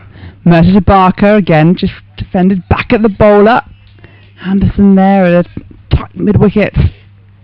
So that last wicket was A.L. Robinson, bowled for 6, and 25.5 overs, 5 maiden, 6 for 74. And up the other end, Fred Titmus, 4 for 41. They've had 6 ties all up Middlesex that they've been involved in. The one before that was actually against Hampshire, would you believe? Which is rare when you consider they've only been 66. Meant to be, huh? Here comes Mercer again, skimming up the hill from the pavilion end. And this again is punched back down by Barker. Mid-off does the fielding, covers some ground there. And it means that it's a maiden to start off proceedings after lunch. And there were 2 players that played in both the 1967 tie for Middlesex and also in 1973. Mike Smith, MJ Smith, who played in both, and also John Murray, the wicketkeeper, played in both in 1967 and 1973. Well, a change in bowling, a change of spinners. So we saw Wallalawita bowl superbly before lunch, picking up 2 wickets in the session, 3 wickets overall. But we haven't yet seen Nathan Souter today. And we were just speculating how he would be feeling sitting on the boundary's edge. Would he want to bowl? I think he does. He's been brought into the attack. Leg break bowler, just warming up. This could be crucial. Is it a risk too far for Middlesex, or is it just the answer? 2 wickets left to take. Joe Weatherly on strike. He's on 48. Here comes Souter over the wicket. It's a full toss to start things off. Punch down the ground, shy at the keeper's end, because Barker limping through has definitely got a little injury there. But he's made his ground okay, and well, you could argue that Souter rather got away with a full toss to start things, and that's always the risk that you take. Is not necessarily, you know, hasn't bowled his overs, hasn't got into the game, at least not today. But now he's got the new batter on strike. He's been asked essentially to come into the attack and win Middlesex the game, to be the hero. Not too dissimilar to the situation that Robson was in last week, really. Another wrist spinner, but Souter, the more accomplished and more accurate of the pair. Only 26 runs to play with. Here he comes, so his wicket. And this one's just dabbled down to third man. Barker off strike immediately, another run to the board. 25 runs left to get. And can't sort of overstate how important this particular partnership is. Yes, it's 7 wickets down on the board, but 9 will win it for Middlesex. And the number 11, Ryan Stevenson, was in serious strife yesterday with a deep cut to his leg. Souter in and drawing him forward as an appeal for court for LBW, I think it was. Yep. Everyone up behind the stumps. Souter a little bit late to the party. Umpire shakes his head. Haven't got the live stream at the moment. Yeah, that was the one that went straight on, beating him on the inside edge, but just outside the line perhaps. Souter in, and this one's drawing him down the leg side. Keeper, quick hands behind the stumps.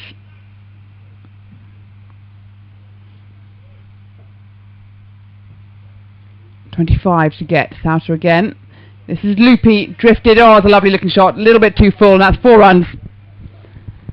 Straight of mid on there. All Aloita can do is retrieve the ball from the boundary edge. And that's where we talk about that risk of bringing on a new bowler at this stage. Brings that deficit down to 21. Yeah, and what a fantastic half century from Joe Weatherly. 98 in the first innings, 53 now in the second. He's been just superb. His occupation of the crease, his willingness to turn the strike over, often at the start of an over, just to sustain his innings for hour after hour after hour. 159 balls. He's been in the middle, on the ground for all but 2 hours of the game. He's in once more, and it's a big thrash of the bat. Ball along the ground, 1 bounce at least into extra cover. Dot ball. So a productive over for Hampshire. They've got all wickets intact there from having taken the lunch break, and 6 runs from it. 21 runs still to get. You consider how hot it's been over the 4 days, Izzy, and he is out there for obviously the entirety of the 2 fielding innings.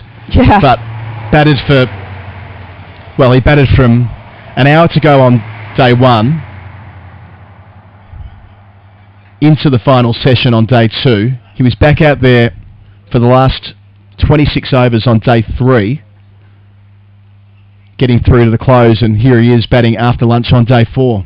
What an effort. Mercer in, and Barker defending. Back down the wicket, fielded by Mercer off his shoes.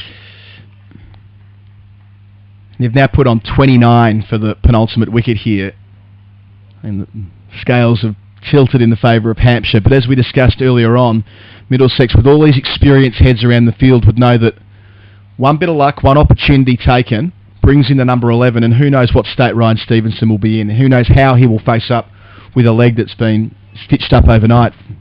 Can't be easy. It'll be a brave effort. To Barker, and he's forward once more. Batting it back towards the bowler.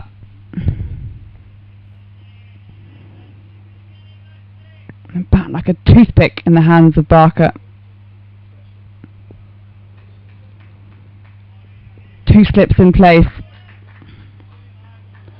Mata taking his time, going over what he needs to do.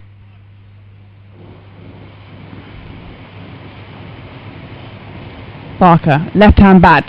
He waits. Once more, happy to just stay there. Yeah, talking of experience, the fact that Barker is the man walking out, well, essentially at number 10. And He's 1 run away from passing 4,000 runs in first-class cricket, currently 3,999. Averages 28, 6 centuries along the way. I mean, it's quite the career as an all-rounder. And also, no mug with the bat. We saw him come out as night watchman, and it was almost funny because he's better than that. Here comes Murta again, and this is flicked into the onside. There's going to be a chase on for Max Holden at the boundary, the mid-wicket boundary. He makes his ground just beyond our view there. He slides around the boundary's edge to retrieve the ball. They come back for 2. Dips that run chase below 20. 19 runs left to get. So that's his 4,000th run in first-class cricket. In the previous game, he took his 400th wicket. Yeah. So he joins the 400, 4,000 club in the space of 2 games. And what a career he's had, 33 years of age at Keith Barker. And inside 20 to get. You'd almost back him to be there at the end here now. Murta over the wicket, and this is played into the ground. Backward a point, Souter there does the fielding. Of course, so important on the first morning, that 8-over spell off the top from the pavilion end. Picking up a couple of wickets. Then again yesterday, off the short run. He's still hobbling on one leg here. We're not sure what his prognosis is in terms of playing next week, but picked up early wickets and late wickets and valuable runs here. They had 50 to get when he walked out to the middle. Now it's 19. He has 17 of them. Just brilliant. Here he is again. And this hits him on the pads. There's an appeal for LBW. I think that was more speculative than anything else. Murta unmoved, that was the umpire. So end of the over. 19 left to get for Hampshire.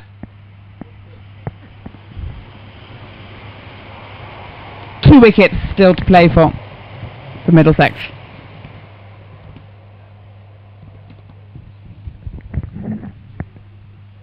Yeah, 139 for 7, 158 the target, 19 to get. Souter is getting the opportunity here, which he didn't get before lunch. Wallaluita was trusted to bowl for almost the entirety of the session. All bar 2 overs from the Salters field end were sent down by him. 2 wickets in that long spell in consecutive overs to get Middlesex into a fantastic position, but it'll count for nothing unless they can claim these last 2 wickets. Souter over the wicket, and Weatherly walking to the pitch of the ball, whipping it into the onside. Holden there fields 1 more run. 18 now to get. You sort of think that from Eskenazi's perspective, it's not just the field placings but the bowling changes, and when does he have to bring the field in? When does he have to chance his hand and go on the attack full throttle? Not far away from that. Around the wicket to Barker, tries the reverse sweep, it's in the air, it's going to bounce safely in front of the man at third man. Tom Helm does the fielding, and they've hobbled through for a single, at least Barker has. 17 now, score ticks down, that's what they need. Incredible to think he played 3 reverse sweeps from his first 3 balls, Barker. Souter back over the wicket, and Weatherly pads it back down the ground to mid-off with a long barrier, stops it.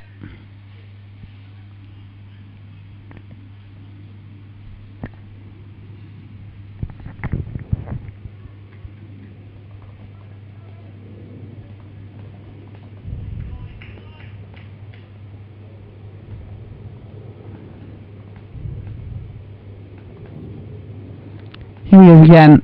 And this one sees Weatherly prancing down again. Got to the pitch.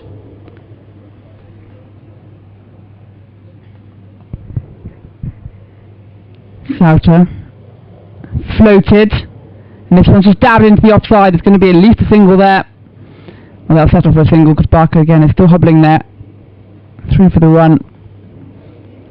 16 now left to get.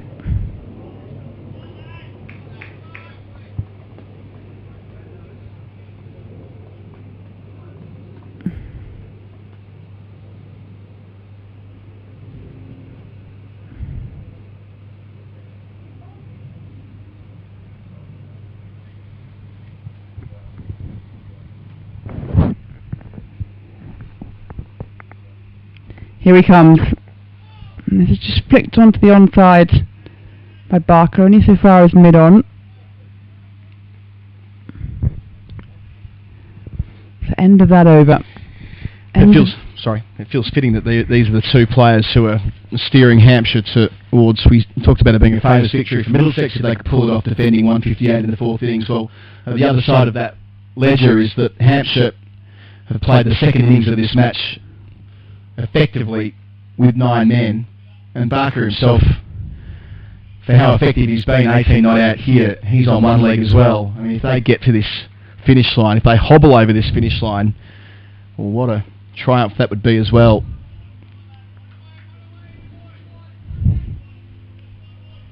So tense. What a brilliant close contest this has been across the 4 days. Is there another twist? Murta into Weatherly. Comes down the track, and this is just playing into the onside. I think he wanted the single, but I think Barker realised he was going to struggle to make it. Sent him back.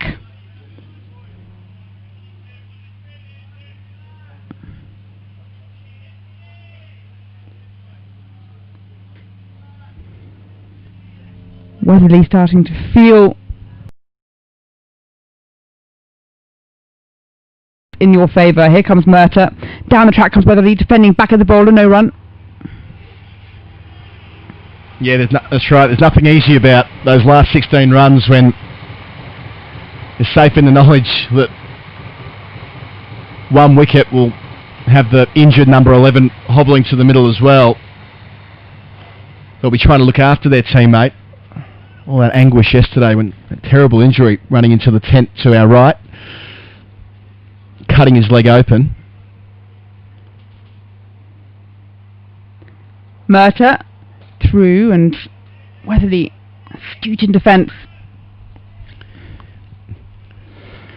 Of course, it was Ryan Stevenson who picked up 4 wickets in the first innings. So if Hampshire are to do it, it'll be courtesy of 3 men who have been really important across the 4 days. Weatherly, hour after hour in the beating hot sun, most of which with bat in hand, faced 167 balls this time around, 2 runs short of a century in the first innings.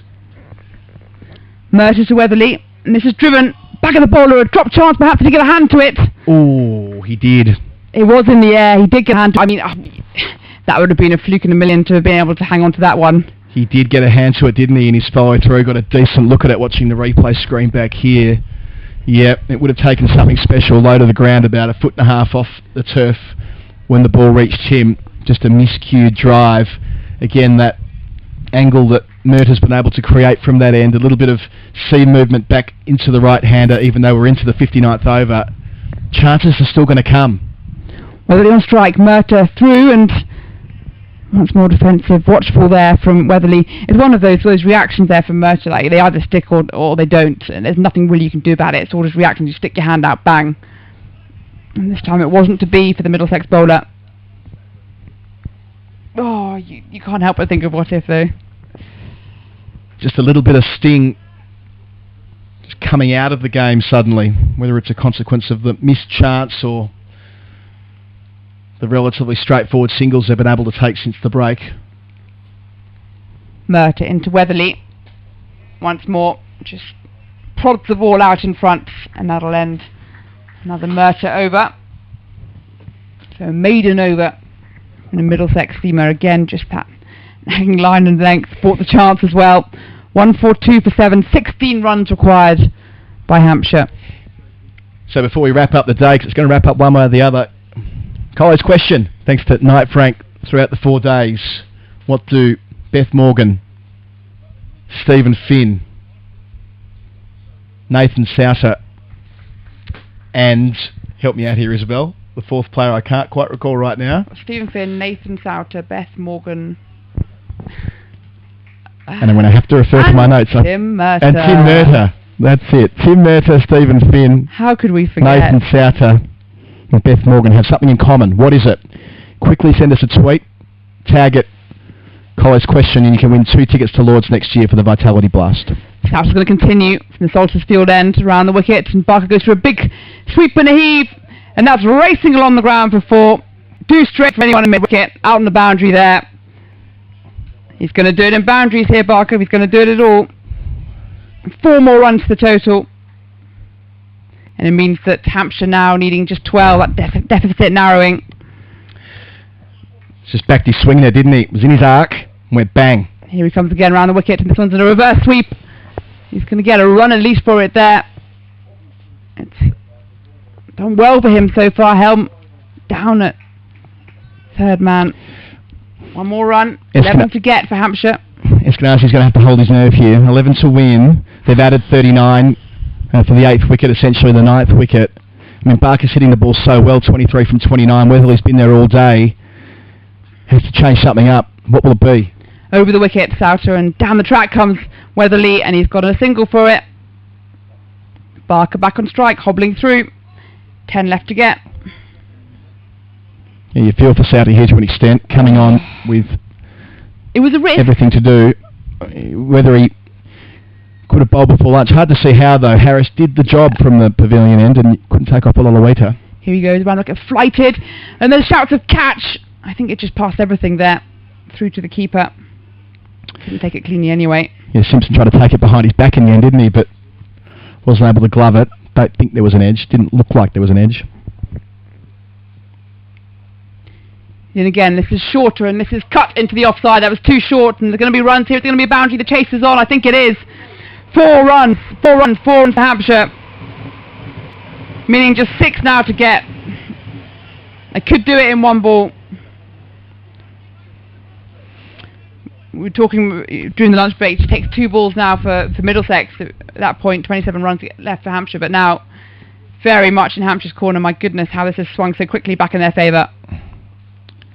They need something special now, don't they? The field changes are being run by Eskenazi. Out comes the second man from under the lid, Robson. Suddenly he goes to short cover. The men go back at long on and long off. Indeed, they're willing to give him the single. Whatever it takes to protect the boundary. No run there as misses it completely, and 10 runs off this over. An expensive over there from Middlesex. You just wonder. It's 2 expensive overs from Nathan Souter. Hasn't bowled all morning. Stevie Eskenazi took the risk to bring him on. Change of bowling, change of spinner. We've seen Wallalawita pick up 2 wickets in the last session as they go off for their sanitisation break. So that 6 overs since lunch that they've been playing for has been smooth sailing for Hampshire to such an extent that they've taken it from 27 to win to 6 to win. So 21 runs across 6 overs. They've done it expertly. They've done it with all that experience from Barker. Weatherly, just 23 years of age, but he's batted like a veteran across the course of this match, leaving themselves 6 runs, 1 strike of the cricket ball. But in saying that, if they expose Stevenson, even with 1 run or 2 runs to get, let's not factor out a tie here, Middlesex will know they're bowling at a man who is seriously hampered by the stitches he needed to have on his leg yesterday. Who knows what effect that'll have on the way he can shape up. So 1 delivery, and Eskenazi needs to remind his troops of that. Of course, you won't need to tell Tim Murto, who'll bowl the 7th over of the session, 4th over of his spell, that it only takes 1 ball. There was half a chance that return catch off Weatherly in his previous set. Stuck the mid out, just didn't stick. It was ever so close.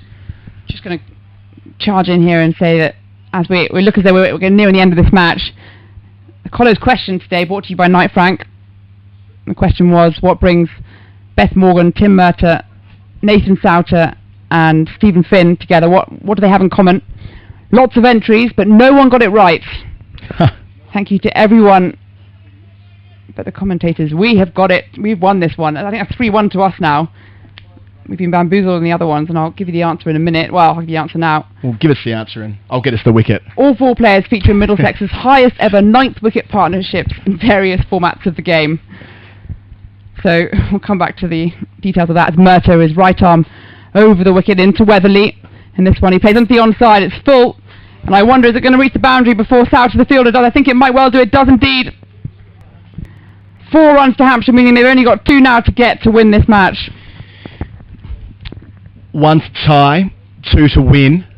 You really want that tie, Collo. Well, it's not for nothing, and it's not for nothing as far as the close competition that it is, and I can't forget that either. But no, put that to one side for now.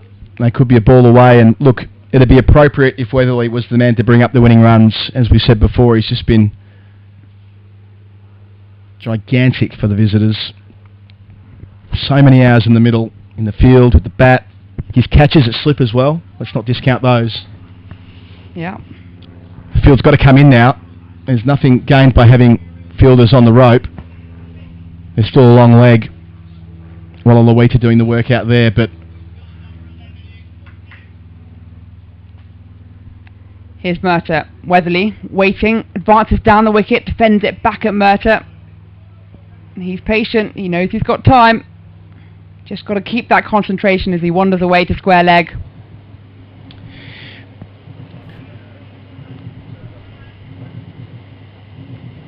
It's been a mighty effort when you consider when these two came together, 50 to win.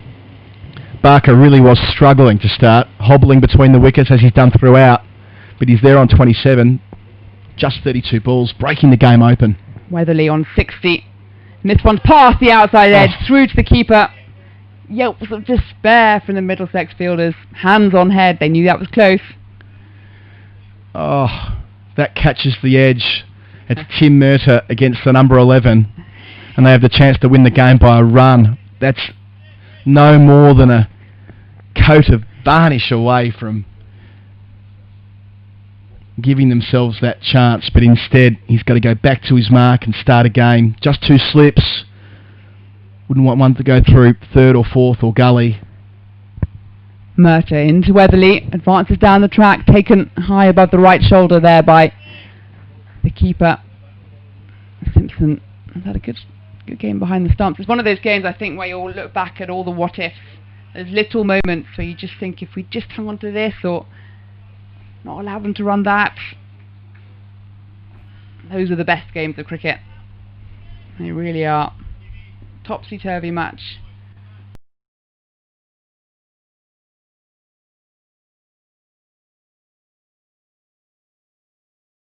Oh. No run. And much of the reason that Middlesex have kind of hung on in there is because of this man with the ball, Tim Murtagh. 4 wickets in the first innings, 2 wickets so far. Yeah, We would love to add to that. 1 ball to go in the Murtagh over, which would suggest a lot hinges on this delivery. If they stick with the spinner Souter, Barker, the way he's playing, will find a way to score. So it really does come down to this, you'd think, for Middlesex. Can Murtagh dismiss Weatherly with this delivery? Upright, open, here he waits as Murtagh descends, and he defends that back at the bowler, and job done for the time being. 156 for 7 Hampshire's total. They need just 2 runs to beat Middlesex here at Radlett on the final day's play. I'll go get us the wicket, Izzy. I'll get us the breakthrough with 1 wicket. Enough to get them a look at the number 11. We need to be innovative. We need to, change things up. Yeah, we'll change things up. We'll pivot here. Now, Middlesex are going to pivot as well, so it won't be spin, or at least it won't be the spin of Souter. It's going to be the seam of Tom Helm. So they're going to try and blast Barker out. He's shown a willingness to play across the line, albeit with the spin against Souter, and it's worked out well for him. But with 2 runs remaining, 2 runs to win, Hampshire are going to have to score them off the pace of Tom Helm, bowling from our Salters field end. He's sent down 6 overs so far in the innings, none for 20, but that means nothing now. 2 slips in position. Barker, the man on 27. They've put on 48 runs for the 8th wicket, effectively the 9th wicket. There's a man at long leg and a man at third man as well. So Helm on the way in to Barker. Around the wicket, swing and a miss, so close to the outside edge. But the other way of looking at that was the ball to strike to win the game. Plenty of width, a fraction short. Barker, not a lot of footwork to speak of. He has been troubled by his foot, but couldn't make contact. So Middlesex live to fight another day here, or at least another ball. So there are still 2 men out, rather than men around the bat, as you would probably expect in this situation. Helm Maybe a top edge they're looking for. He goes around the wicket to Barker. Bowls here. Barker plays down towards third man. So the scores are level. Barker has done marvellously. Hampshire cannot lose the game, and Middlesex cannot win the game. The scores are level. 49 have been put on for this 8th wicket. A quite tremendous effort from Joe Weatherly and Keith Barker, who came together needing 50 to win. Now they need 1 to win. It was 108 for 7. It's now 157 for 7.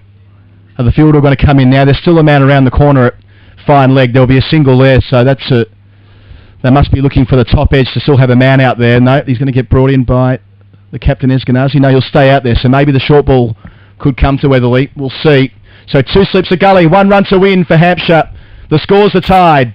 The scores are level. He bowls and he drives, and Weatherly wins the game for Hampshire. They win by 3 wickets. Weatherly finishes with 64. Barker 28. An unbeaten partnership of 53. Appropriately so, given how well this pair combined to haul down the target of 158. They held their nerve either side of lunch. There were chances, there were tough moments, but Barker, showing all his experience, and Weatherly all his application, have secured Hampshire their first win in this Bob Willis Trophy. They have defeated the host Middlesex by 3 wickets, and what a fine victory it was, Isabel Westbury.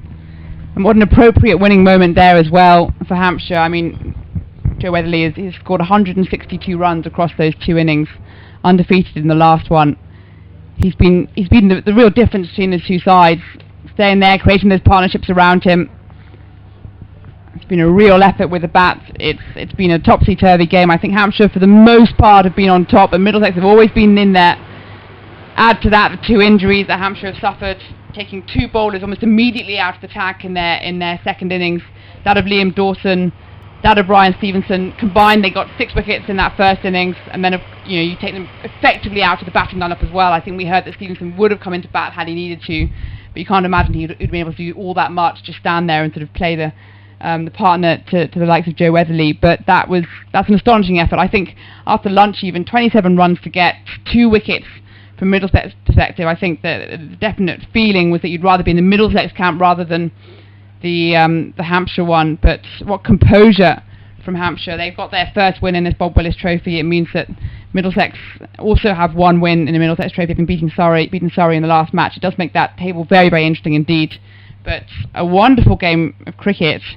A real disappointment for Middlesex, who just felt they might have been able to sneak through in that final day.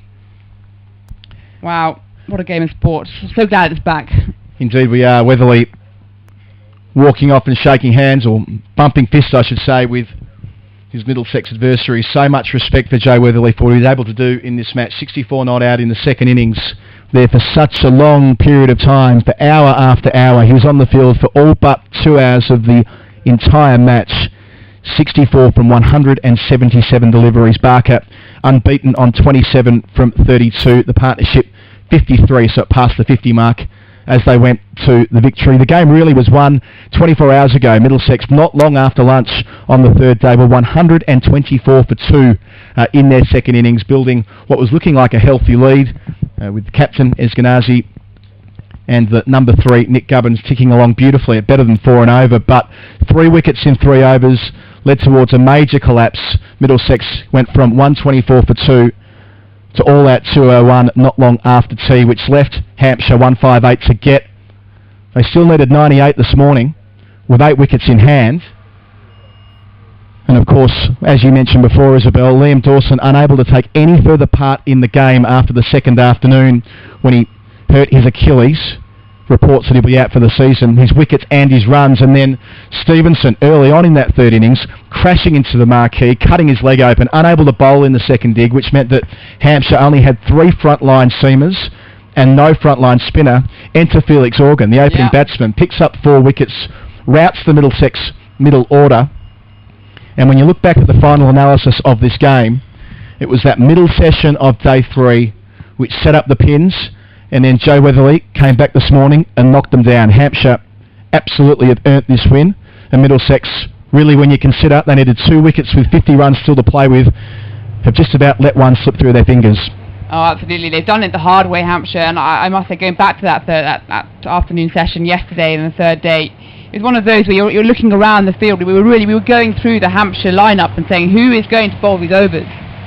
Who can do this? There are a bunch of kind of part-time options or so we thought, but Felix Organ was so composed there, coming in with his right arm off spin. And it's an experienced Middlesex lineup with bat, with ball. They had a really, well, exciting as well victory over Surrey, but they definitely, you felt they were on a high. You felt that Hampshire were really reeling from that low-scoring Sussex defeat last week. And the thing is now, I think for Middlesex especially, is that after 2 really tough games, knowing that Bob Willis Trophy, these matches are playing back to back to back to back, they're relentless really.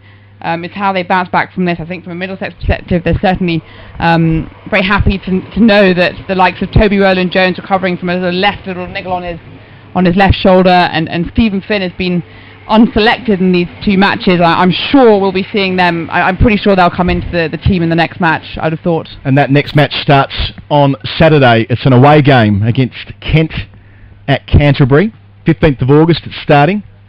That'll be round 3 in the Bob Willis Trophy. Then we'll be back on the Middlesex live stream for the 4th round of the competition, where Middlesex will be back at Radlett against Sussex. For Hampshire's part, they go home. They have a game at Arundel next week against Surrey, so it's not quite a home game in the sense of it being one of their home grounds as such, but that's where they're playing their home fixtures in this competition. So they play against the other London club, Surrey, and after that they have Essex, who of course are well on their way to victory against Surrey at the moment. But from our perspective as we sign off, Isabel, we are ever so grateful for the support we've received through the week from Knight Frank, who've looked after the Colo's question segment, to Perfect Smile, who've been posting all the photos for Middlesex at home. We'll do that again in a couple of weeks. And the moment of the match, thanks to Arc Build.